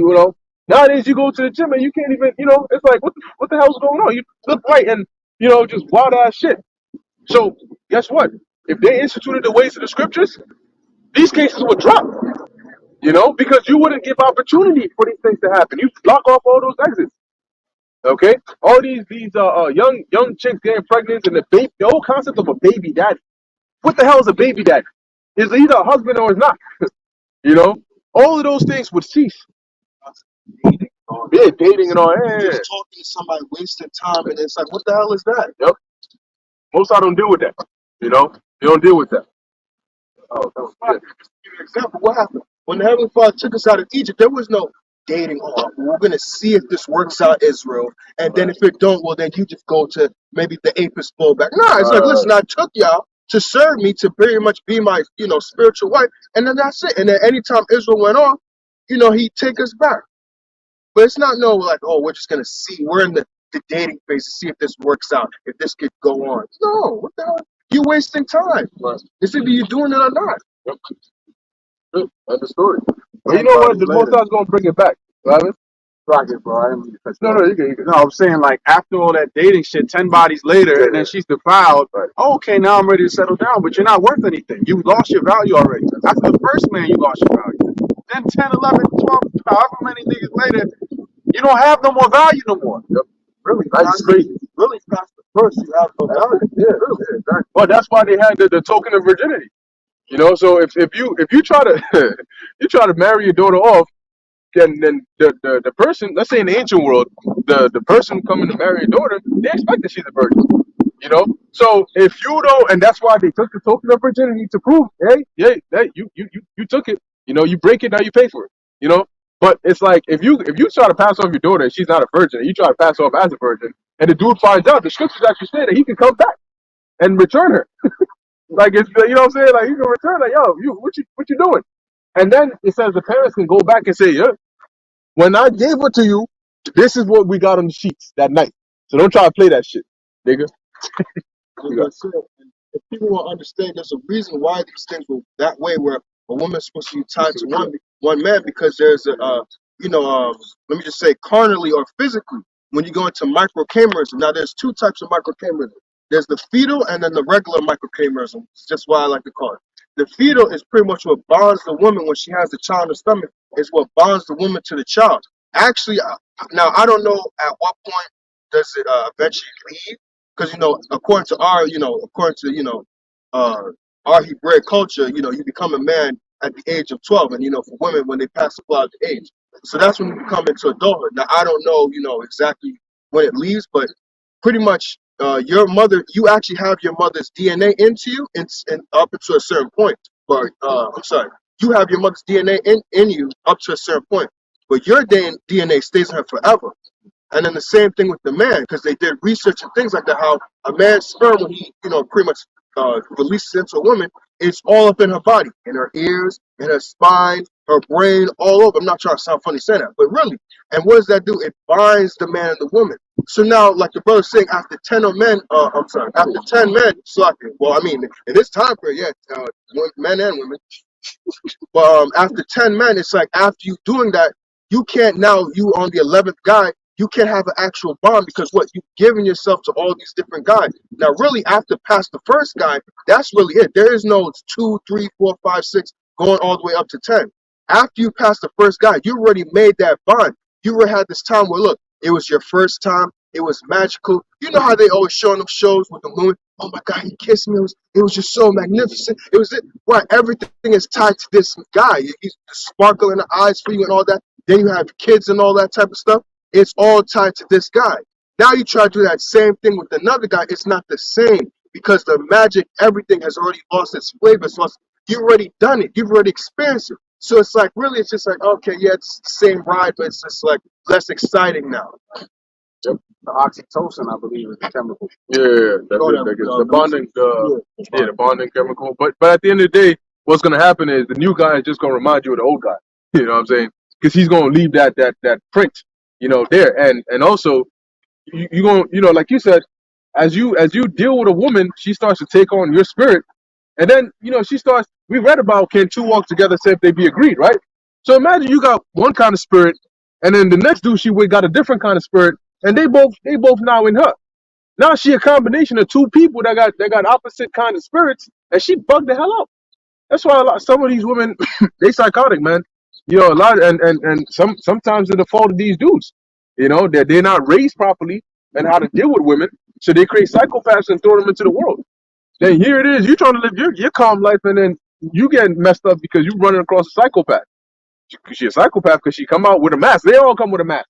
They all come with a mask, and then the mask all looks good until she takes it off. And you can just hope that when she takes it off, it's not that bad. Because some of them, it's a complete 180. She look different, she act different. It's a different person. And that's because she's mastered the art. After 10 dudes, she's mastered the art of deception. She knows how she should be before you go on a date, how she should be when you go on a date. But now they don't even try to build rapport. They don't even try to do none of that. They just on that spirit of, I'm gonna come as I am, and because I'm a woman, you're gonna have to deal with me a certain kind of way. Like that skit where the dude came with the car and he's telling the shorty get in the car. He's reaching to Oh, that open thing the that you door. said, huh? Oh yeah, yeah. Shorty slammed the door, talking about no, you're gonna come over here and you're gonna open that door for me. He's like, nah, just come in. You know, I'm opening the door. I'm gonna pay for everything. Just come in the car, eh? You know, and she's stressing the dude out. He got out. He came all the way. He said, "Oh, no, it's just what y'all doing in some way. Let me just go home. Let me respect myself and go home. You know." But anyway, let's go back to First Corinthians. Yeah, he'll join back. This is 1 Corinthians 7:6, and it reads, "But I speak this by permission, and not of commandment. For I would that all men were even as myself, but every man have his proper gift of God. One after." Now, why do you say we're even? Yeah, why do you say we're even as myself? Because let me add the brother real quick. Brother, because the Apostle Paul was a eunuch. Now you got different kinds of eunuchs, right? You got like a eunuch who's been made a eunuch, in the sense that he has his rod chopped off. Like what are them people in Game of Thrones? I forgot their names. They got a certain name for them. The Dothraki. Yeah, like Dothraki, right? So typically, if you had like a king, most of the time in the ancient world, like one example is Xerxes. In the ancient world, we know that the king didn't deal with just one woman. He had what was called a harem. And a harem is basically you have selected women, the finest of the finest, that have been selected for him. In fact, they were like made, prepared for like months to come and sleep with him, right? And then they would go back to their chambers, and you had a chamberlain or a eunuch who would basically guard and be in charge of all of that. So obviously, to make sure that the eunuch wasn't, doing things he wasn't supposed to be doing, they chopped off his rod. So he couldn't. He was done. So you had men that were made eunuchs like that. You had a case of an apostle Paul's eunuch where he's a spiritual eunuch, meaning he was fine, but he didn't deal with women because he was so busy, doing the work of the Lord. So what he's saying here is like, he would that you would all be like him, to where, like he mentioned in the first verse, you're not even dealing with women. You just so focused on doing the work of the Lord. But like he said, this is not a commandment. I understand everybody's different. We all got different roles to play. Go ahead. One after this manner. Oh, because I forgot where it was, maybe in Galatians or so. But he said, think it's not that I can also beat about a wife, like the apostle, like he said, I think he said Cephas or James, So that tells you that they had wives. Now, can you imagine their wives? Here it is. You go out, you're doing the work, right? Your wife knows you're a fisherman. So you go out at this time, you go, you bring in, and them fishermen, man, they made money. Okay? Don't set trip. Fishermen back then, they made money. Because you go out there, you catch all that fish, that's where it's going, to the market. People got to eat, right? So you always making money. But imagine that. Here it is, you a fisherman, and then Yahweh Shai comes and says, you come and follow me. Now she barely seeing you because you always with him. Everywhere he goes, you there, you there, you there. She's like, man, I lost my husband. But hey, it comes with the territory. Right? And another after that, I say therefore to the unmarried and widows, it is good for them if they abide even as I. Mhm. But if they cannot contain, let them marry, for it is better to marry than to burn. Yeah, so you're saying, it's good for you to just stay single and focus on the work. But if you can't return, you get that burn. You need it. Then marry. Get a woman, get a man. If you're a woman, and no Diddy. You know what I'm saying? And do what you got to do. Don't be turning to no Fleece Johnson out here. And that goes to show you, man. Look, in the scriptures, man, there was no talk about jail. You committed this crime, so I'm gonna throw you in prison. No, every crime had a penalty that was put on the spot. Some of them, you lost your hand. Some of them you had to work for this, or you had to do this, or you were put to death. And we ain't know I'm gonna throw your ass in jail. If you were isolated, there was a certain area, like you got leprosy, so you were put in a certain area. But now they throw your ass in there, what they call incarcerated, and then them dudes are going in there, coming outside sodomites. They going up in there. A lot of them episodes of you watch like Beyond Scared Straight. You go up in there and these some big ass brawling dudes, and it's like, what the hell is going? That's how you get them Fleece Johnsons and shit. You know, so really in this society, because of the way Esau structured it, you know, it's causing that manifestation of them demons over in there. Now what some of them are doing is they get so tired of it, they saying that they're gonna identify as a woman and get sent over to get transferred to a female prison. When you go to prison, you know, so they getting transferred to the female prison, and then they wondering why all of a sudden the female inmates are popping up pregnant all of a sudden. You know, because the dude is clearly a dude, but he identifies as a woman. So you gonna put him in his cellmate is gonna be a woman? What you think is happening there? And then on top of that, they got a I was reading an article. They got to close down some jail because they said that the workers in there are doing things to the inmates. You know, harassing them and all that type of shit. So they got to close down that jail. Right? Oh wait, somebody. Oh no, I was going to say, one of the things that you were mentioning about the laws back then, but basically I was going to still chopping off the hands. But I believe with the woman, Yeah.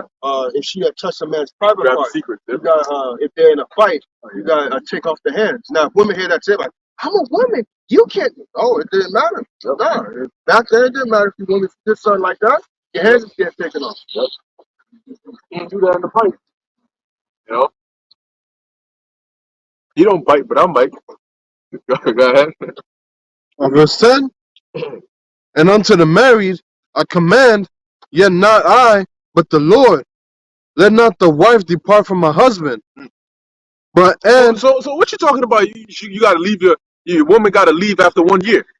He said it's a command, not him, but the Lord said, let not the wife depart from the husband. Go ahead.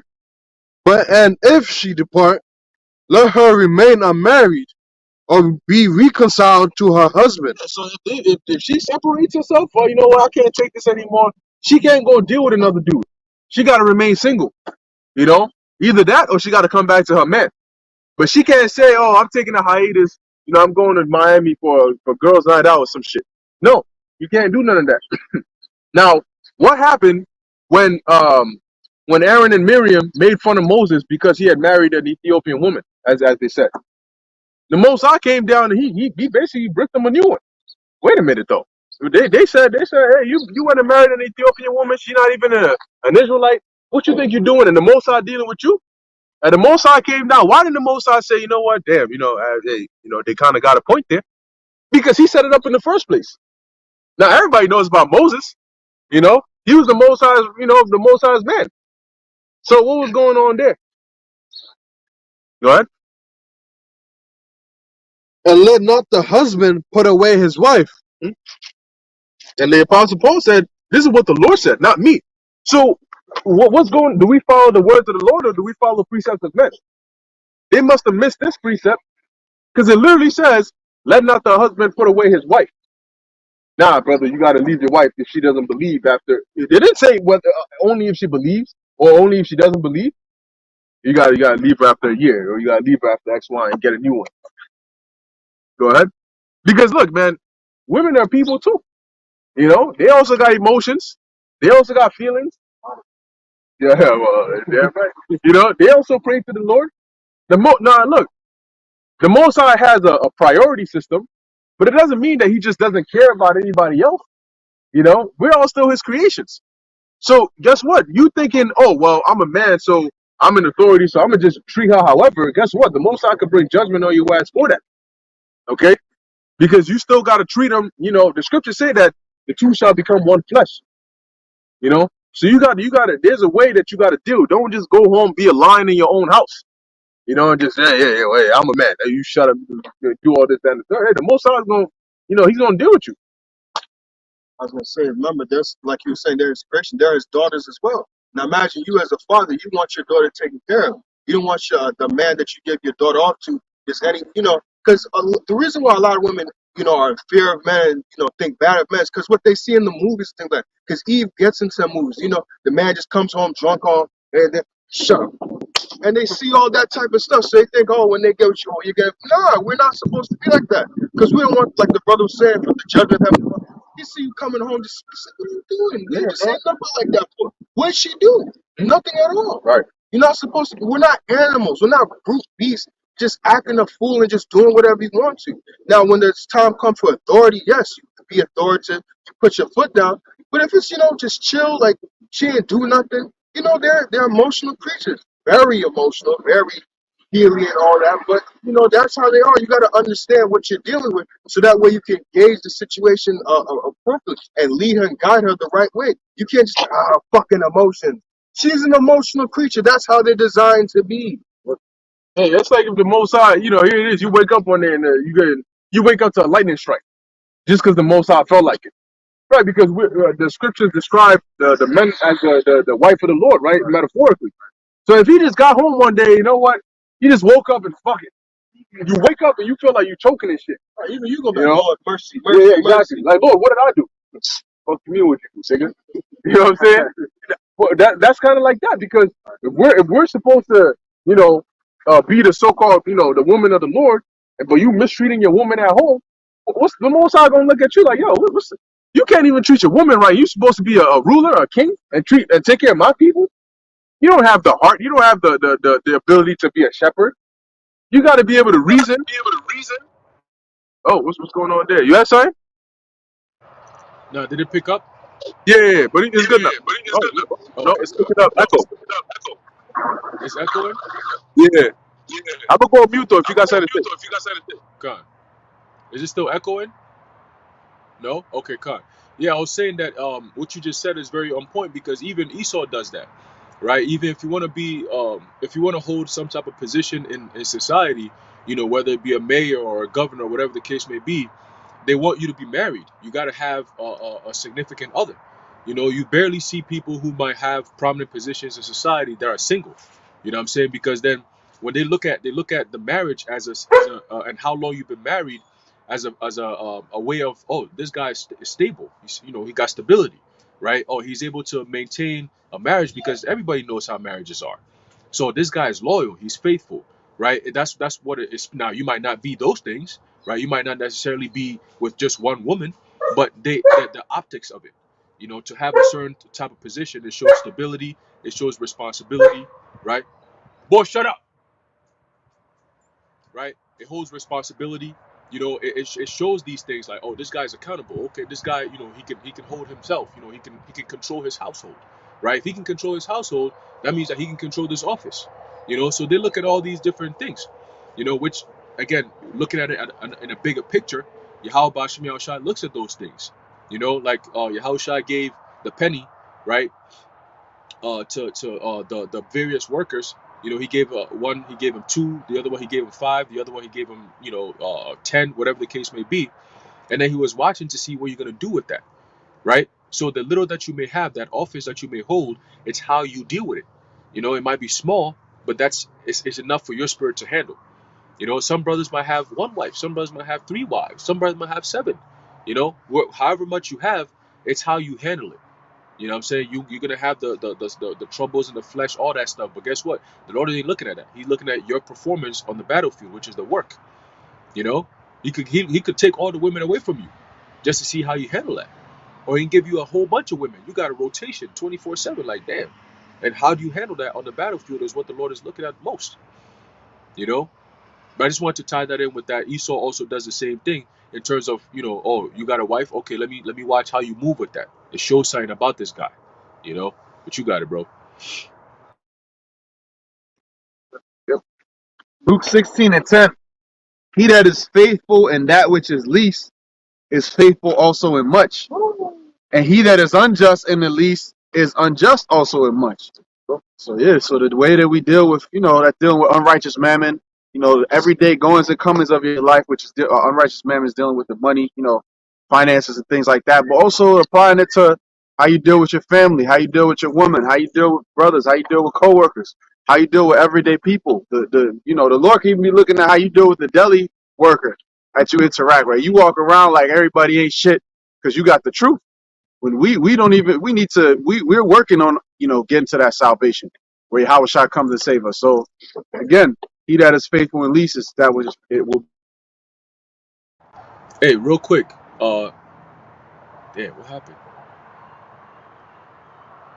Hold on, I think the shit froze again. Yeah, I think he's back. There you go. I see you now. You back.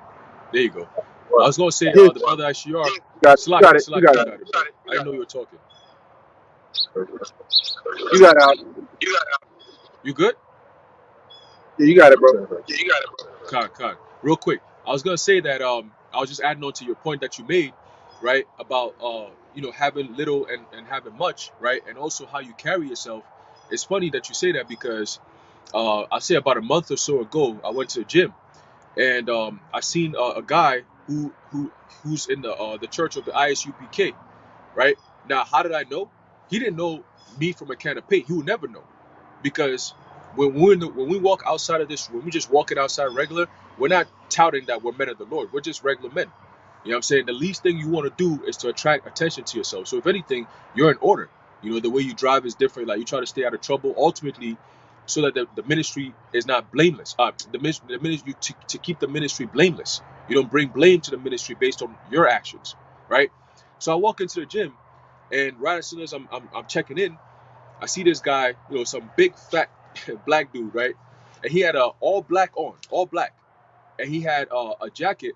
On the back of the jacket is a nice leather jacket, and it was written big bold letters: ISUPK 144,000 elect blah blah whatever. And he got a big ass line in the back of it, and he got his hair is like an afro, but part of it is tied up, and part of it is hanging out, right? He got some pants that's sagging, and he got big ass Timbs. I was looking at him. I was just watching this guy, and I'm just like, he's standing there like walking like a fat dude, just walking nice and slow, like, yeah, I run shit here.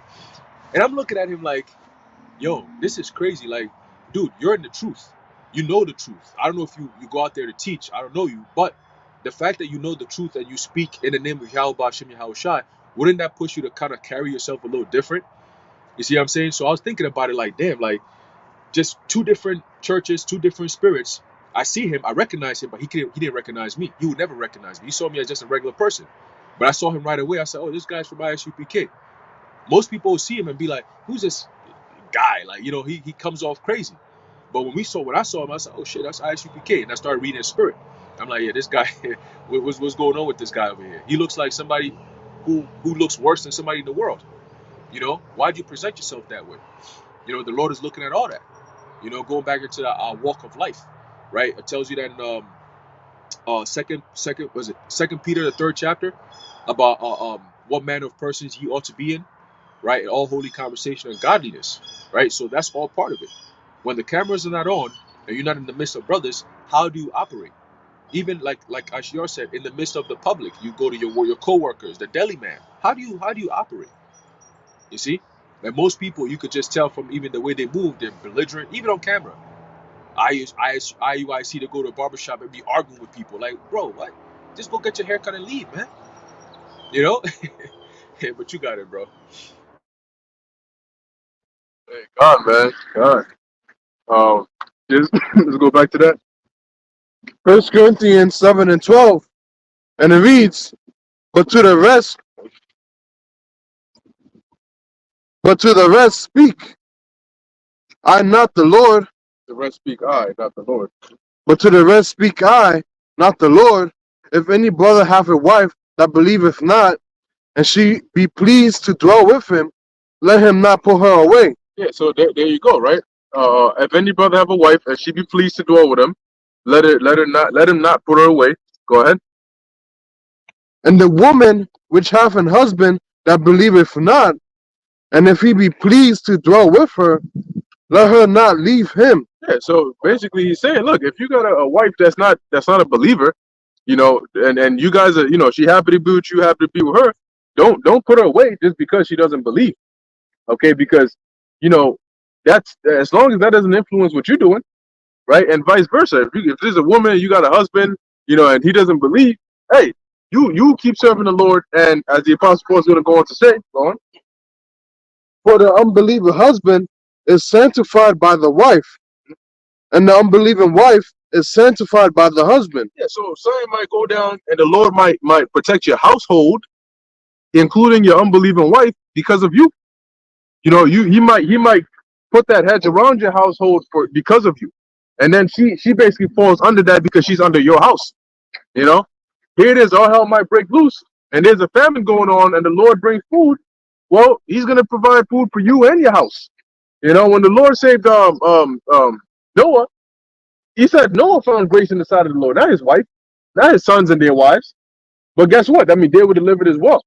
No, they brought about, creation and everything, procreation, but still, the Most High had mercy. So that's why the Apostle Paul is saying here, there's a chance that the Most High, the Most High might have just written the story that way, that this woman gets saved, but she might not initially believe.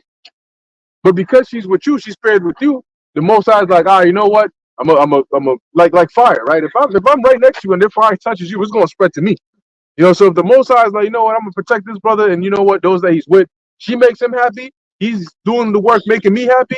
All right, let me take care of them too. Yeah, I want to make you happy. So I got you. And her and your kids too. Okay, because if you imagine you got like a toddler.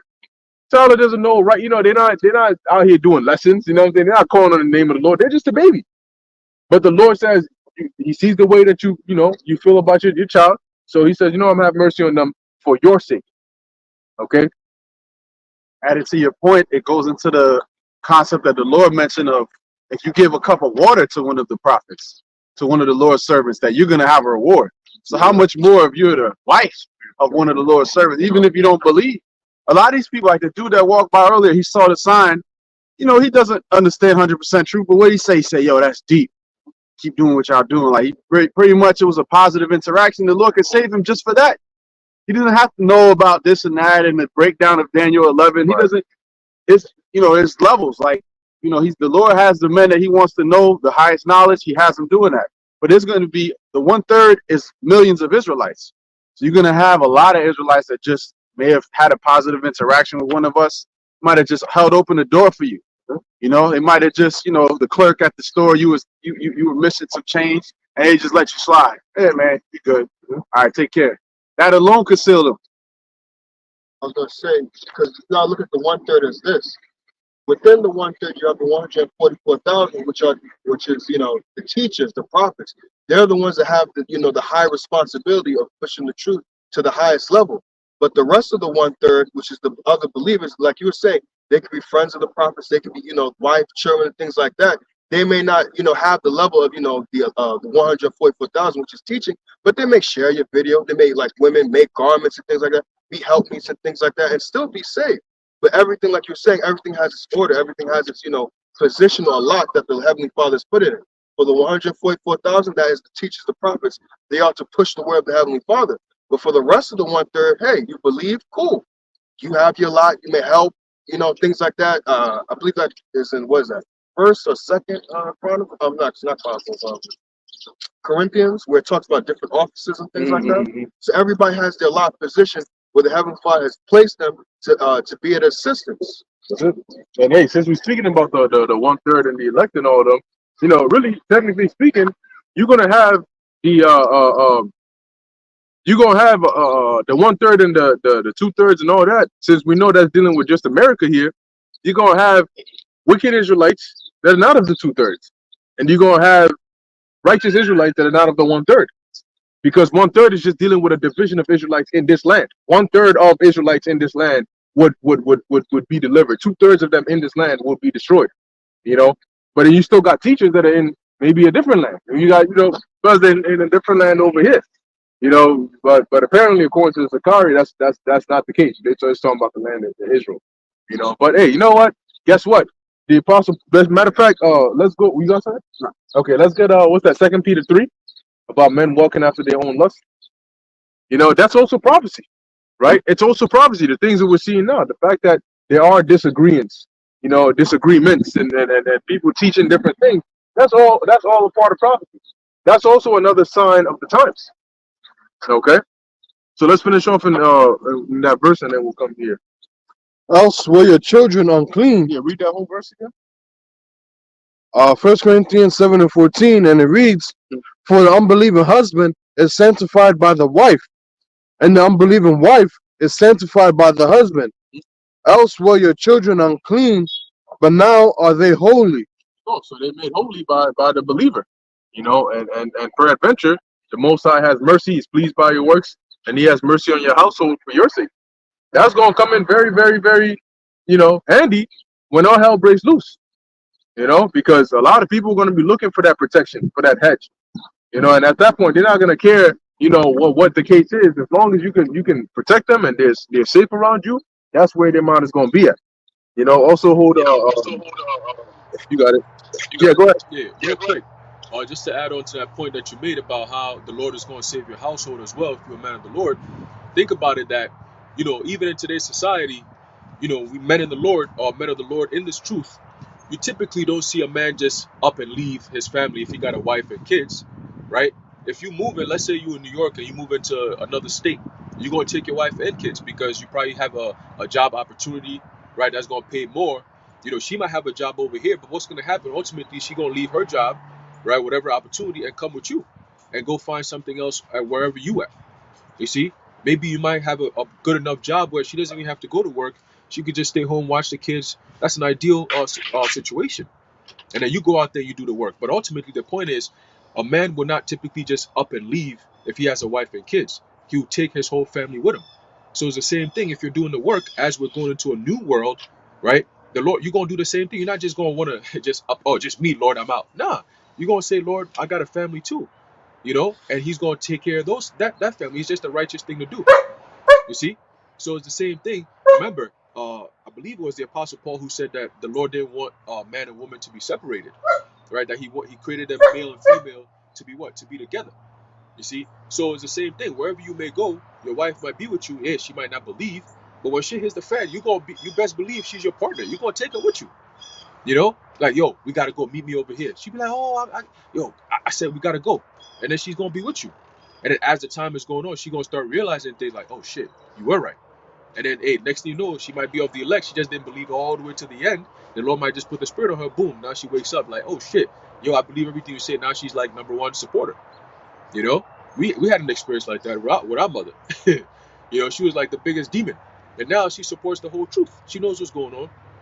She sends us articles now. I'm like, damn, now you become the conspiracy theorist. But hey, call all y'all Bashim Yahweh Shai. So yeah, the point is, ultimately, if you're the man of the Lord and you have faith in Yahweh Bashim Yahweh Shai, when the shit hits the fan, He's gonna provide for you and your family, however many those people may be. All glory to Yahweh Bashim Yahweh Shai. You got it, bro. Yeah, Khan, the scriptures say that she shall be saved in childbearing. So it's a light thing for the Most High at the end to just be like, all right, because the point is, so you can be His wife, you can bear, His children in the kingdom and bring forth heirs. So I don't need you to believe to come and teach. Well, I need him to. So for him to be saved, he better believe and go out there and do the work. But for you, your role is just going to be to back him up. So as long as you're doing whatever it is that is pleasing him, and he's good, then if that time comes, if he, if you please him and you're not a demon, then the Lord might have mercy on you. Okay, remember the Most High is a merciful power. Okay, now if your woman is a heathen, then tell her to go to another country. Tell her to go to the island somewhere. Maybe you find her there. That's it. You turn her into a concubine, and you find her on the other side. But where we at? 2 Peter. That's it. 2 Peter 2:1. But there were false prophets also among the people, even as there shall be false teachers among you. And when you read the scriptures, you hear about them from Old Testament to intertestamental period, the New Testament. They've always been around. Okay, guess what? Those same spirits come. The true prophets came back. The false prophets came with them. Okay, it's just a balance. Go ahead. Who privily shall bring in damnable heresy. So what does that mean? That means that sometimes these damnable heresies that they bring in, they do it privily. So they do it in a way where it's subtle. They do it in a way where it's like, to the average mind, it's not easy to detect. As they slowly introduce more and more wayward things over time. Okay, but obviously to the mind of the elect, you catch it right away. It's a red flag that goes up. Go ahead. Even denying the Lord that bought them. Yeah, even denying the Lord that bought them. How did the Lord buy us? Through his sacrifice. Okay, but they deny him by the things that they teach that are contrary to the things the Lord has ordained for us to know and teach. right? And bring upon themselves swift destruction. There you go. So what's going to happen to the false prophets if they don't repent? Well, I mean, if you're a false prophet, then you're not going to repent. You're going to bring upon yourself swift destruction, meaning the Lord's going to bring it upon you swiftly. You ain't going to be able to escape it. Okay, it's going to come out of nowhere. Boom. And then you're going to get caught up in it. And Right. many shall follow their pernicious ways. Yeah, many shall follow their pernicious ways, their destructive ways. Why is it destructive? Because their deception will lead to the destruction of the people. You know, when you if you tell somebody the MOTB is not the C hip, and they're going to take the C hip, they're going to be destroyed. That means that's a pernicious way right there. That's leading to their destruction.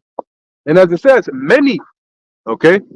Yeah, the battery's low on here. We're gonna wrap it up soon anyway. But as it says, many shall follow their pernicious ways. Go ahead. Matter of fact, we'll close it on this verse. By reason of whom the way of truth shall be evil spoken of. Yeah, and like I explained in the lesson that I did, you know, it's because of these false prophets and the lies that they're spreading, you know, that the truth is being evil spoken of. Go on. In their greed, it is an NLT. In their greed, they will make up clever lies to get hold of your money. But the Most High condemned them long ago, and their destruction will not be delayed. Hear that? In their greed, you know, because they know. That's why they would rather deviate from the truth if it means they can get more support. Because if they get more support, then they get more money, and that money is driven by their greed. You know, so those are the things that they value above truth. You know, but so what? Money comes and goes. You know, there's something much more important than money, which is the reward that Yahweh Ba'ashem Yahweh Shai is going to bestow upon, you know, the true servants of the Lord. Okay. Hey, that precept. That was verse 3, right? Yeah, that precept is an example of them engaging in deception and exploitation. That's exactly what it is. You know, with fiend words, right? Shall they make merchandise of you? That's deception and exploitation, man. And the Lord gonna have judgment for that. All right, but you got it, bro. He sure is. Now let's actually finish it off on the precept here, Isaiah 65. This is the Because book of it's gonna be it's gonna be an indescribable. You know, when this thing finally goes down, the level of joy. I mean, the Lord gives us little wins here and there.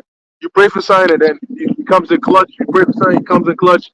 But I mean, when your life is on the line and the Lord comes through, when you have faith and the Lord rewards that faith, you know, when those that are with you are losing faith, but you have faith and the Lord comes through and makes it apparent in front of everybody that, hey, this is what I'm dealing with. Yeah, I'm real. You know what I'm saying? I'm real, and boom.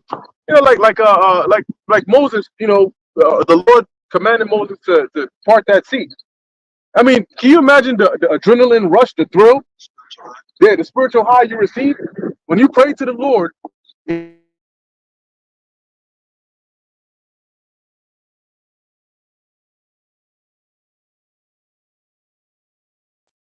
It's gonna be, damn, man. Oh my, oh Lord, man. Oh shoot. You know, we good. And at that point, hey, ain't no going back from that, because everybody is witness. You know, like even the heathen kings, like Cyrus and Darius and all of them, when they witnessed the power of the Lord, they couldn't deny it. You know, and and that's what's gonna make the boldness of the elect even that much more manifest. Go ahead. Oh, you got something? Yeah, I got a quick precept backing up the point that the brother Ashar brought out in the book of Second Peter. And then we can move on with that one. There's a book of First Timothy chapter 4, start with verse 1. It says, "Now the Spirit speaketh expressly that in the latter times some shall depart from the faith, giving heed to seducing spirits and doctrines of devils." Right? We've already seen that with the former Mississippi brothers, right? We see what's going on with them and many other people that were coming against this truth, especially in these last days. We've seen what's going on with them, right? Continuing in verse 2, it says, "Speaking lies in hypocrisy, having their conscience seared with a hot iron." So now we're starting to see what's going on with these other camps. One Body, right? IUIC, you know, all these different camps that Sakari, that be going off constantly, pissing the Most High off constantly, right? We're starting to see the Lord taking the spirit away from them little by little. And at that point, destruction and judgment comes your way, where you don't have that cloak of Yahweh Ba'ashem Yahushai to protect you, you know? So continuing in verse 3 says, forbidden to marry, right? We're talking about that earlier today. And commanding to abstain from meats, which the Most High hath created to be received with thanksgiving of them which believe and know the truth. All right, going into what? Who? The elect, the believers. Okay, these other spirits, they come around, all right, and their job is to what? Is to try to push some type of controversy, some type of off doctrine, just a wayward doctrine to weed out those who might be, not of the caliber Yahweh Hashem Yahshua is looking for. Ultimately the elect. It's another sifting process.